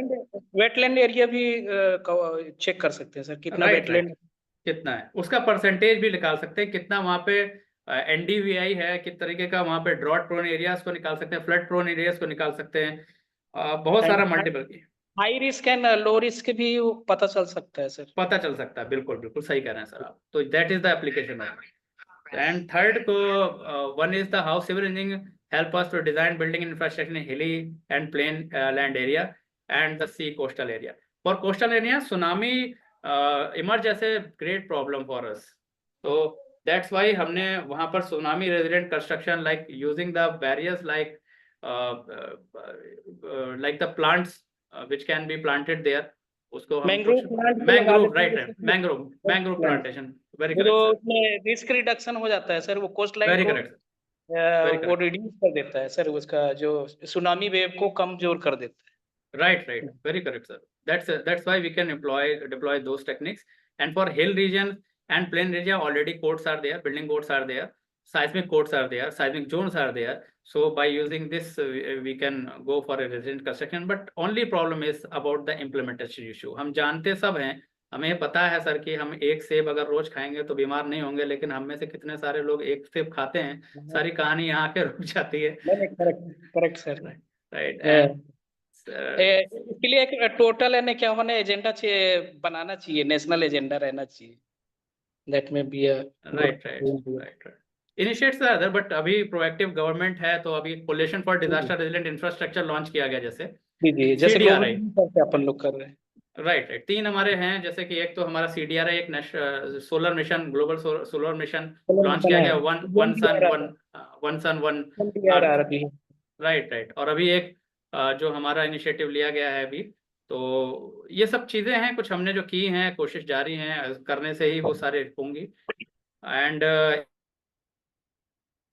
any student particularly if is interested in asking something else, so they are cordially welcome, because मैंने इसीलिए लेक्चर को ऐसा रखा है कि हमारे पास टाइम बच जाए, जितने ज्यादा क्वेश्चन पूछेंगे आप लोग उतना ज्यादा लर्न करेंगे, क्योंकि देखिए हमारे पास में बोलने वाले बढ़ते जा रहे हैं और सुनने वाले जो हैं वो कम होते जा रहे हैं। हम चाहते हैं कि लोग बोलने वाले बढ़ें, तो हम लोग तो सब सुनेंगे, उससे भी लर्न होता है स्टूडेंट से। सर कई बार मैं भी लेक्चर हमें आपका बहुत अच्छा लगा सर, बहुत इंटरेस्टिंग रहा, और जी सर बहुत आपको बहुत बहुत धन्यवाद, साधुवाद सर।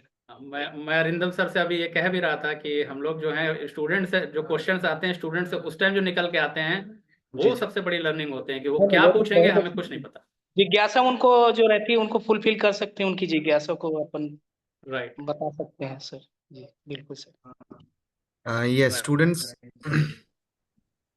मैं आप लोगों को पहले भी बताया हूँ, अभी सर हमारे साथ है, तो सर एक बहुत बड़े एक्सपर्ट हैं इस एरिया के। तो डिजास्टर मैनेजमेंट के जो भी एरिया हम ऑलरेडी डिस्कस कर चुके हैं क्लास में, उसके रिगार्डिंग भी आपका कुछ भी क्वेरीज रहे, कुछ डाउट्स, क्वेश्चंस या कोई भी चीज अपना रिस्पांस फीडबैक कुछ रहे, तो आप लोग प्लीज आप चैट बॉक्स में भी डाल सकते हैं, चैट बॉक्स में भी डाल चैट सकते बॉक्स हैं, में भी डाल हमें मिल सकते हैं, जाएगा। या लाइव आप इंटरेक्ट भी कर सकते हैं।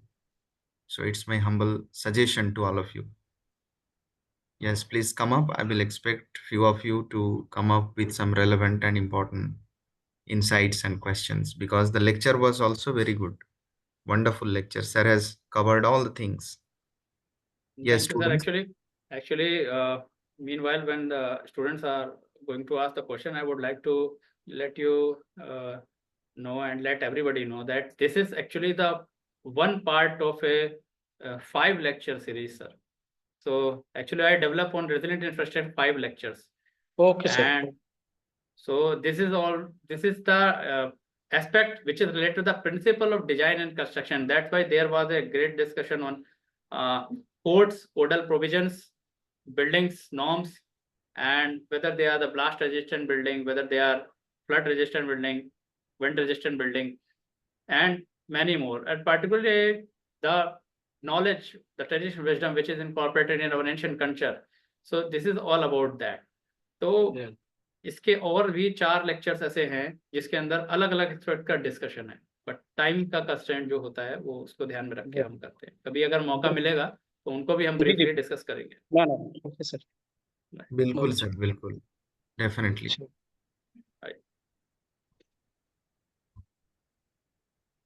Yes, anybody please? I can see Shivam, Ashish.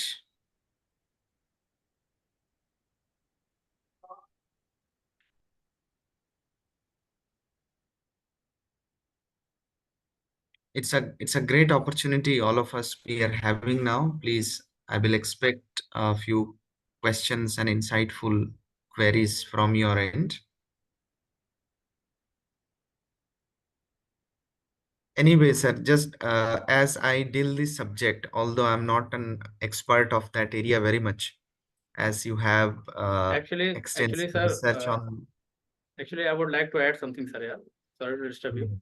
Let's just say that a very big expert is here, or we are not the expert. This is not actually absolutely the picture, because disasters magnitude are going in such a manner that even no one can say that we are the expert or they are not, because in COVID-19, sir, frankly speaking, I was witnessing that everyone was just clueless how to deal with this.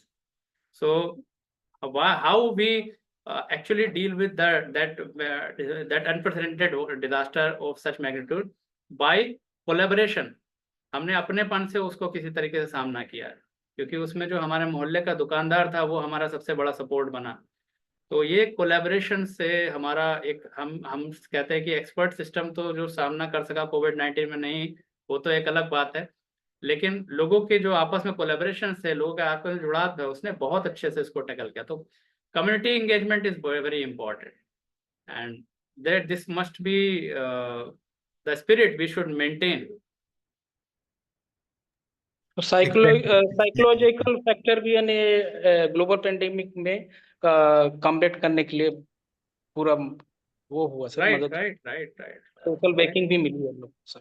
Sure sir, जैसे आप community engagement का बात कर रहे थे, अभी कुछ दिन पहले हम इसको डिस्कस कर रहे थे अपने शेड्यूल्ड क्लास में। जैसे कैपेसिटी बिल्डिंग में कम्युनिटी एंगेजमेंट का एक बहुत बड़ा महत्व है, मतलब इम्पोर्टेंस है इसमें। तो जैसे लोकल कैपेसिटी बिल्डिंग या डिजास्टर मैनेजमेंट प्रिपेयर्डनेस प्लान जो करना है, उसमें community engagement different different sectors में, जैसे suppose for an example, I belong to a place of West Bengal, which is a coastal area. So Yes, sir. This area is frequently struck by cyclones every year, once or twice. Recently, that Dana and that cyclone hit the coastal area of the eastern part of the states. So in that case, ऐसे इसमें preparedness या cyclone anti cyclonic जो preparedness है, उसमें community engagement कैसे हो सकता है? Local community very good question sir, या प्रिपेयर्डनेस करने के लिए। That's a very good question actually sir. ये आपने जो क्वेश्चन पूछा एक्चुअली इसका मैं एक और एस्पेक्ट बता देता हूँ, क्योंकि जब हम पे कोई भी मुसीबत आती है तो शायद पुलिस या मिलिट्री या आर्मी वो बाद में पहुंचे, लेकिन हमारे खुद के पड़ोसी सबसे पहले पहुंच जाते हैं कि क्या हुआ भाई, बताइए, चोट लगी है, क्या हुआ है। तो सबसे पहले जो लोग पहुंच रहे हैं उनका रोल बहुत इंपॉर्टेंट होता है। और मेरे निजी जीवन में भी जुड़ी हुई घटना है कि मैंने देखा कि एक बार एक कुएं में गिर गया था एक बच्चा। तो जब वो अंदर उसके गिर गया था, तो हमारे यहाँ पर एक लोकली, जिनको हम कभी नहीं जानते थे कि इनके पास ऐसी स्किल भी है, तो वो सब लोग कुएं के पास में घेरा बना के तरीका सोच रहे थे, घबराए भी हुए थे, कोई बाल्टी डाल करके निकालने की कोशिश करने की, कुछ अलग अलग आइडिया सबके। तो इतनी देर में ये कहीं से भागते हुए और सीधे इन्होंने कुएं में उतर गए और वहां से निकाल कर ले आए, और वो सर वाकई में लाइफ सेविंग था। अब वो एस्पेक्ट सही था, गलत था, कितना था, ठीक था, लेकिन उन्होंने जान बचाई। और ऐसा क्यों हुआ? क्योंकि एक व्यक्ति उन सब में ऐसा था जो कुएं में उतरना जानता था, बाकी कोई नहीं जानता था। तो ये कैपेसिटी क्योंकि उस कम्युनिटी में मौजूद था, कहीं ना कहीं इस वजह से, अगर कोई भी कुएं में कभी नहीं उतरा होता तो उसे कॉन्फिडेंस नहीं होता कि मैं उतर जाता। और आप समझिए, कोई अगर ऊपर से नीचे कुएं में गिरे तो उसके बचने की पॉसिबिलिटी बहुत ज़्यादा नहीं होंगी, और हम देखते हैं कि ऐसे केसेस होते भी। तो ये जो कैपेसिटी है किसी इसका एक, अब मैं उदाहरण प्रोफेशनल उसमें जाता हूँ निजी जीवनों से हटकर। 2018 के अंदर जो केरला फ्लड आई थी वो भी बहुत बड़ी फ्लड मानी जाती है, 2018, और उसके बाद 19 में भी रिपीट हुई।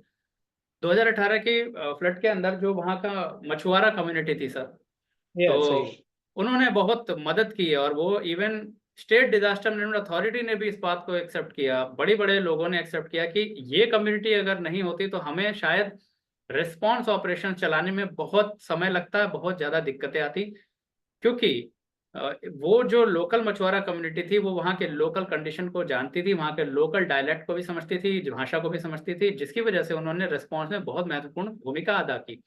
जिसके बाद अब स्टेट डिजास्टर मैनेजमेंट अथॉरिटी ने उनको बाकायदा अपने साथ शामिल किया आधिकारिक तौर पे।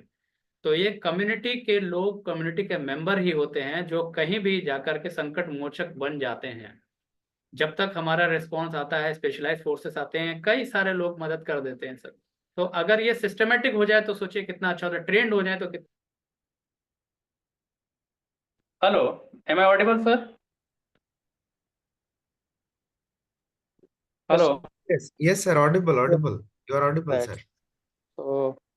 तो अगर इस कम्युनिटी को हम ट्रेन कर देते हैं तो उनका और इफेक्टिवनेस बढ़े। तो ऐसी एक योजना भारत सरकार ने भी चलाई है, आपदा मित्र योजना। इसी तरीके से नेशनल डिजास्टर अथॉरिटी के द्वारा ये योजना पूरे भारत में चलाई जाती है, जिसके अंदर काफ़ी अच्छा प्रशिक्षण भी दिया जाता है। पर ज़रूरत है ज़्यादा से ज़्यादा लोगों को जोड़े जाने की, और कम्युनिटीज़ बहुत का इंगेजमेंट के बिना कोई भी तरीके का आपदा प्रबंधन प्लान चाहे जितना अच्छा बना हो वो कागज़ पे तो होगा, लेकिन वो ज़मीन पे नहीं आ पाएगा जब समय पड़ेगा। तो अभी बलसोर के अंदर भी एक तरह को ट्रेन दुर्घटना हुई, देखिए उसमें सभी कुछ एसओपी के हिसाब से चल रहा था, सब कुछ ठीक चला, लेकिन कोई एक दुर्घटना, वही बात कही कि सब चलता है कि एटीट्यूड जिस दिन नहीं चलता उसी दिन को हम आपदा कहते हैं। जब हम सोचते हैं कि यार ठीक है, हम तो 50 साल से इसको देखते आ रहे, कुछ नहीं हुआ, एक साल ऐसा होता है जब वही चट्टान खिसक जाती है और लैंडस्लाइड हो जाता है। और इस वजह से वहां पर जब वो ट्रेन दुर्घटनाएं होती हैं तो लोग आकर कैसे मदद करते हैं उन इलाकों में, या किसी तरीके के जो लोकल लोग होते हैं वो सबसे पहले फर्स्ट रिस्पॉन्डर होते हैं। First responder must be train for that, so that they can not only save the people but also able to help them in a way where they also ensure their own safety. Okay sir, so this is the Exactly. way we And should sir, proceed. to add on, actually, I have seen, because I am a resident of coastal area, I have seen there is a community called Nulia community.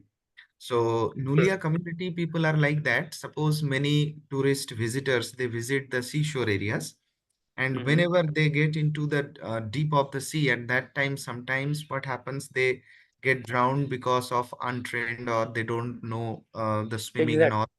So at that time, I have seen the Nulia community. They are so trained to swim and to get delve into the sea ocean that they can bring those people from the depth of the sea. Similarly, Great. Sherpa people are there. Those who are Right. residing during the mountaineers region.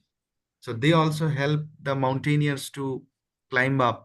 So they know the climate and all the strategies to overcome there. So I think Right. these are also different local communities whose involvements are very important. Very well said, sir. Very well said, and great add-on, because Sherpa community, you know that the first person who conquered the Mount Everest, Sherpa Tenzing and Edmund Hillary. So these were also from the Sherpa community, and that's why the local people, local community can be the strength. क्योंकि भाई मैं अगर कितना भी ऐसा आपदा प्रबंधन क्यों ना जान लूँ, और मैं बैठा हूँ अगर यहाँ बरेली में, या आप बैठे हैं अपनी यूनिवर्सिटी में, और कोई चीज़ अगर होती है तमिलनाडु में, तो तमिलनाडु के जो आम जनता है उसको वहाँ फेस करनी पड़ रही है। हम अपनी बाद में सारे इनपुट देंगे, उसमें समय लगेगा, लेकिन रिस्पॉन्स बहुत ही तेज होना चाहिए। और उसमें कम्युनिटी एंगेजमेंट जितनी मदद कर, कम्युनिटी अपना समझ के भी काम करते हैं जब लोग, तो एक अलग भावना होती है। और हमने कई बार देखा भी है, जब कई बार आपदाएं होती है, देखिए कैसे लोग दान करते हैं, खाना भेजते हैं, कपड़े भेजते हैं उन इलाकों में, और ये सब चीज़ें हैं कि जो हमारे रिस्पांस को और ज़्यादा स्ट्रेंथन करती है। क्योंकि अभी कोविड-19 का मैं बार बार जिक्र इसलिए कर रहा हूँ क्योंकि शायद वो हमारी जीवन में, और हमारे ही जीवन में नहीं, हमारे जो फादर हैं और उनके भी फादर हैं, उनके जीवन में, हमारे फादर मदर के जीवन में भी एक ऐसा इंसिडेंट कभी नहीं देखा गया कि किसी वजह से लॉकडाउन हुआ हो इतना लंबा। ऐसा देश में बहुत सारे आपदाएं आई, लेकिन इतना लंबा लॉकडाउन में कोई कैसे लगा हो ये तो किसी को याद नहीं पड़ता है। तो ऐसी स्थिति के अंदर आप देखेंगे तो मथुरा एक जगह है सर हमारे यहाँ उत्तर प्रदेश के अंदर, बड़ी Yes, फेमस है, yes, भगवान कृष्ण की ये प्रसिद्ध जानते भी है। हैं। तो वहाँ पे कई मंदिर चलते हैं, और उन मंदिरों में बहुत सारे भंडारे होते हैं, और वहाँ पे कई सारे आश्रम चलते हैं जो कि बच्चों के लिए है, अनाथ बच्चों के लिए हैं, महिलाओं के लिए भी हैं। और जब वो मंदिरों में आना लोग बंद हो गए लॉकडाउन के वजह से, तो वहां पर इस तरीके का एक वो हो गया था कि किस तरीके से उनको चलाया जा सके। तो these are the forefront challenges which should be systematically addressed, and I can see now we can see some questions in the Yes, chat yes. box. Now some students are placing their question. So Shivam has asked a question, sir, but if a group is having high literacy rate, so in that case, they might not be able to cope up or use technology. High Right, illiteracy rate. Yeah. right. His question is very correct. Why it is very correct? Because literacy is already a problem. No, literacy is already a problem. Lots of programs are needed and already implemented by Government of India as well. So हम कोशिश तो ये करें कि literacy तो illiteracy तो होनी ही चाहिए, चाहे आपदा हो या ना हो। वो आपदा से जुड़ा मुद्दा नहीं है, वो कई मुद्दों से जुड़ा हुआ या कोई चीज़ों से जुड़ा होता है। तो लिटरेसी तो कहीं भी होगी तो वो उस प्रोसेस में दिक्कत करेगी ही करेगी, चाहे वो आपदा प्रबंधन हो या चाहे लोगों को अपनी स्वरोजगार हो, चाहे अपना जीवन यापन हो। इलिटरेसी तो एक अपने आप में प्रॉब्लम है। लेकिन इनके क्वेश्चन का आंसर ये देते हैं कि देखिए, आपदा प्रबंधन के अंदर जो स्किल हैं, हम ये कहते हैं कि जो मैंने अभी 2018 में मछुआरा कम्युनिटी जो केरल की, उन्होंने एक्सेलेंट काम किया। आपने जो शेरपा कम्युनिटी की काम को अभी भी बताया, ऐड ऑन किया। और भी बहुत सारी कम्युनिटीज़ हैं सर जिनके अंदर बहुत अच्छे मेथड्स हैं। और इवन हम लोग एक अभी पेपर भी इस पे कर रहे हैं कि इंडियन कम्युनिटी के ऊपर, जिसके अंदर एक डॉक्टर शहीद जी हैं, वो हमारी बड़ी हेल्प कर रहे हैं। और उस पे ये हमारे जो कम्युनिटीज़ हैं उनका डेटा कलेक्ट करके हम उनकी बेस्ट प्रैक्टिसेस को ढूंढने की कोशिश कर रहे हैं। अभी इस पे काम जारी है। तो ये जो इशू है, जो बेस्ट प्रैक्टिसेस हैं, आपको अगर एक क्वेश्चन हम पूछे कि कितने ऐसे लोग हैं कि जो बहुत पढ़े लिखे हैं, इसमें हमें जवाब आएगा कि बहुत पढ़े लिखे नहीं थे ये लोग। और तो वो जो लिटरेसी से ज़्यादा स्किल्स इंपॉर्टेंट हो गए हैं। और अभी भारत में भी इस बात की ज़रूरत समझी जाती है कि भाई हमने अगर लोगों को पढ़ा दिया, डिग्रीज दे दी हैं, बट क्या स्किलफुल हैं? तो डिजास्टर मैनेजमेंट एक स्किल है। साइकिल चलाने के लिए हमको कोई किताब पढ़ने की जरूरत नहीं, कोई लिटरेसी की जरूरत नहीं। साइकिल चलाना एक स्किल हो गया, तो वो चलाना सीख लेता आदमी। हारमोनियम बजाने के लिए आपको किताब नहीं पढ़नी पड़ेगी, हारमोनियम लेकर ही बैठना पड़ेगा। तो यहाँ पर डिजास्टर मैनेजमेंट में जो स्किल्स की बात हो रही है, वो उसकी बात हो रही है कि हमें इसमें ट्रेन करना है। वरना किताब तो हमने डिजास्टर मैनेजमेंट की लिख दी, और भी बहुत सारे लोगों ने लिखी, लेकिन कौन उसको बैठकर याद करके बैठेगा? डिजास्टर्स के अंदर तो ये मैटर करेगा, जैसे अगर कहीं पर कोई डूब रहा है तो क्या वहाँ पे स्विमिंग एबिलिटी हमने बनाई है? तो स्विमिंग पे हम कितनी किताबें अपने करिकुलम में डालेंगे? ऐसा नहीं हो सकता। वो प्रैक्टिस में लाना पड़ेगी ये सब चीज़ों को। तो that is depend on the will power of the society. और हम इलिटरेसी रेट एक चैलेंज है, इसको अलग एड्रेस करते हैं, उसको करना ही पड़ेगा। वो आपदा प्रबंधन के लिए करेंगे ऐसा नहीं है, सबके लिए करेंगे वो। तो अभी इस तरीके से कुंभ मेले में भी सर कम्युनिटी वाले डिजास्टर वाले ना कम्युनिटी जो मछुआरे हैं उनको प्रशिक्षण दे रहे हैं सर। और जी से संबंधित है, स्विमिंग से संबंधित, जब कोई डूब जाता है जैसे तीर्थयात्री, तो उसको बचाने के लिए। जी जी जी। बड़ी बहुत बार ऐसा होता है, जैसे आपने बात बताई कि आपने देखा होगा कि छोटे भाई को बचाने के लिए कूदे बड़े भाई की भी मृत्यु, दोनों भाइयों की मृत्यु हो गई। हाँ, क्या है कि उसके अंदर विल पावर उस वक्त थी। डिजास्टर मैनेजमेंट जितने हम लोग सुन रहे हैं, बात कर रहे हैं, शायद हम लोग अभी बात कर रहे हैं, लेकिन कभी अपने के ऊपर अगर बीतती है तो आदमी को स्किल हो ना हो वो कूद पड़ेगा। जी तो सर। ऐसी स्थिति में क्यों नहीं उसको स्किलफुल बना दें हम, तो वो सबसे अच्छा है। अब ऐसे ही एक और क्वेश्चन सर दिख रहा है, I think it is from Alvin Shibu. Yes. How coping capacity help the Alvin ancient Shibu, yeah. Temple? Alvin Shibu, how coping capacity help the ancient temples from the effect of disaster? Coping capacity, coping capacity is one of the subset of risk. Risk का मतलब है, जैसे एक बात मैं ऐसा कहता हूँ कि अगर कोई व्यक्ति है और वो गरीब भी है, और एक व्यक्ति अमीर है, और आपदा आती है और उस समाज को प्रभावित करती है, तो जो गरीब व्यक्ति उस पर मार डबल पड़ेगी, क्योंकि उसकी फाइनेंशियल कोपिंग कैपेसिटी उतनी नहीं है। उसका घर ही किसी तरीके से चल रहा था, और अगर उसके घर पे मान लीजिए आपदा छोड़िए कोई एक्सीडेंट भी हो गया, किसी का हाथ ही टूट गया, तो ये उसके लिए बहुत बड़ी सिचुएशन बन गई। जबकि जो अगर अमीर व्यक्ति है तो उसकी कोपिंग कैपेसिटी पैसा होने की वजह से ज़्यादा है ना? तो इस तरीके से हम देखते हैं कोपिंग कैपेसिटीज हेल्पफुल होती हैं। तो ये डिजास्टर मैनेजमेंट का, डिजास्टर रिस्क का एक सबसेट है। हमने अभी इक्वेशन भी देखी थी, और जितनी कोपिंग कैपेसिटी होती है उतना रिस्क हमारा कम होगा। ये इनवर्स रिलेशनशिप रख रही थी, हमने देखा था इक्वेशन के अंदर। अब जो एंशियंट टेम्पल्स की कोपिंग कैपेसिटी है, कैसे इफेक्ट ऑफ डिजास्टर से बची रही है, तो देखिए अभी हमने केदारनाथ के अंदर देखा था। केदारनाथ जो डिजास्टर 2013 में हुई थी, तो सर उसका जो मार्केट था, जो एरिया था, उसमें जो रिस्पांस टीम थी उनका ये हाल था कि जब हेलीकॉप्टर से उड़ान भरी जा रही थी उसके ऊपर, तो उनका स्टेटमेंट ये था एग्जैक्टली कि हमें ये एरिया पहचानने में नहीं आ रहा कि ये केदारनाथ ही है। एरियल सर्वे में पता नहीं चल रहा था कि ये वही जगह है। ऐसा डिवास्टेशन हुआ था। बट वो जो मंदिर जो वहाँ पर है वो अभी भी लोकेट कर रहा है। तो अब उसके बड़े सारे नियम दिए जाते हैं कि वो एक चमत्कार है, वो एक बहुत बड़ा ये है कि दैवीय शक्ति है। दैवीय शक्ति और चमत्कारों की बात को हम यहाँ पर छोड़ देते हैं, मना नहीं कर रहे हैं और कुछ भी नहीं कह रहे हैं इसके बारे में। लेकिन आप एक बात सोचिए, उसकी लोकेशन देखिए कितनी, जिसने भी उसको, जहाँ मंदिर की लोकेशन है वो नदी के बीच में है, जैसे कि पानी इधर और उधर से पास हो रहा है, इस वजह से भी उसके ऊपर लेस इम्पैक्ट पड़ा है। तो उसका जो लोकेशन बना हुआ है वो कुछ ऐसा बना हुआ है कि जिस पर इम्पैक्ट नेचुरली लो होगा। तो ऐसा एक मंदिर में इत्तेफाक से हो गया ऐसा नहीं है।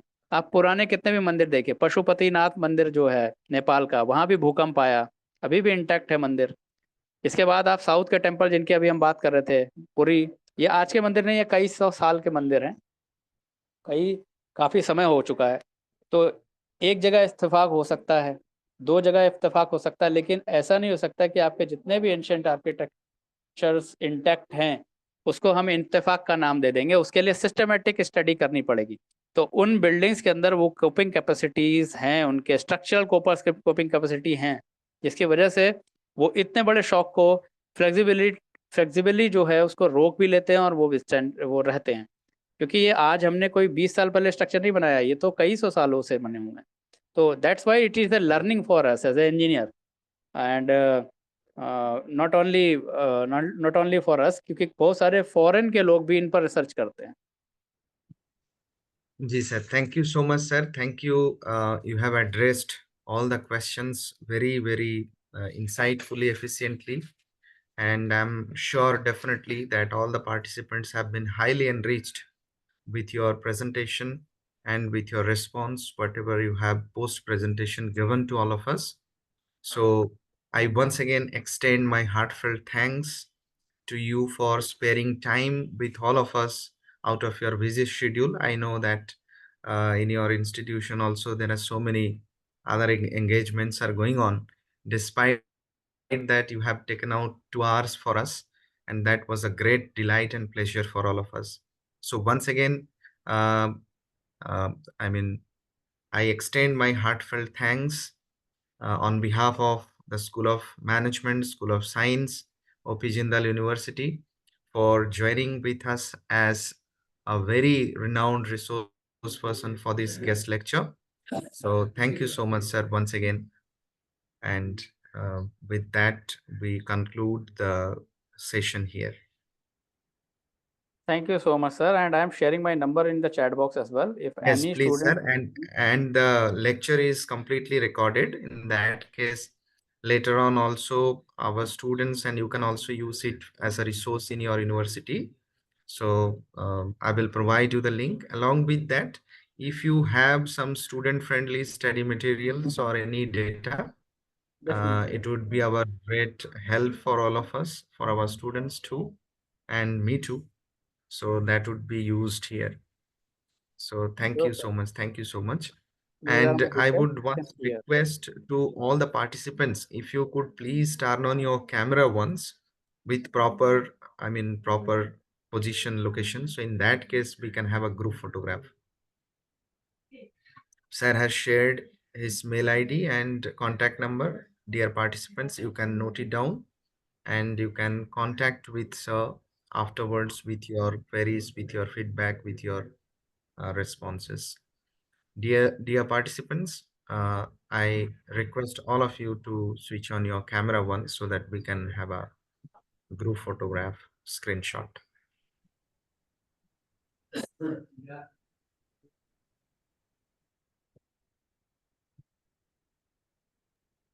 Okay, sir. Thank you so much. I have taken a Thank you, screenshot. sir. Thank you. Thank you. Thank you, sir. Thank you so much. Thank you for Thank you, joining. sir. Yes. Thank you, Rakesh sir, Rakesh Mishra sir. You have Thank you, sir. you have also added on good flavor to this lecture. Thank you, Okay, sir. sir. Thank you. Thank you.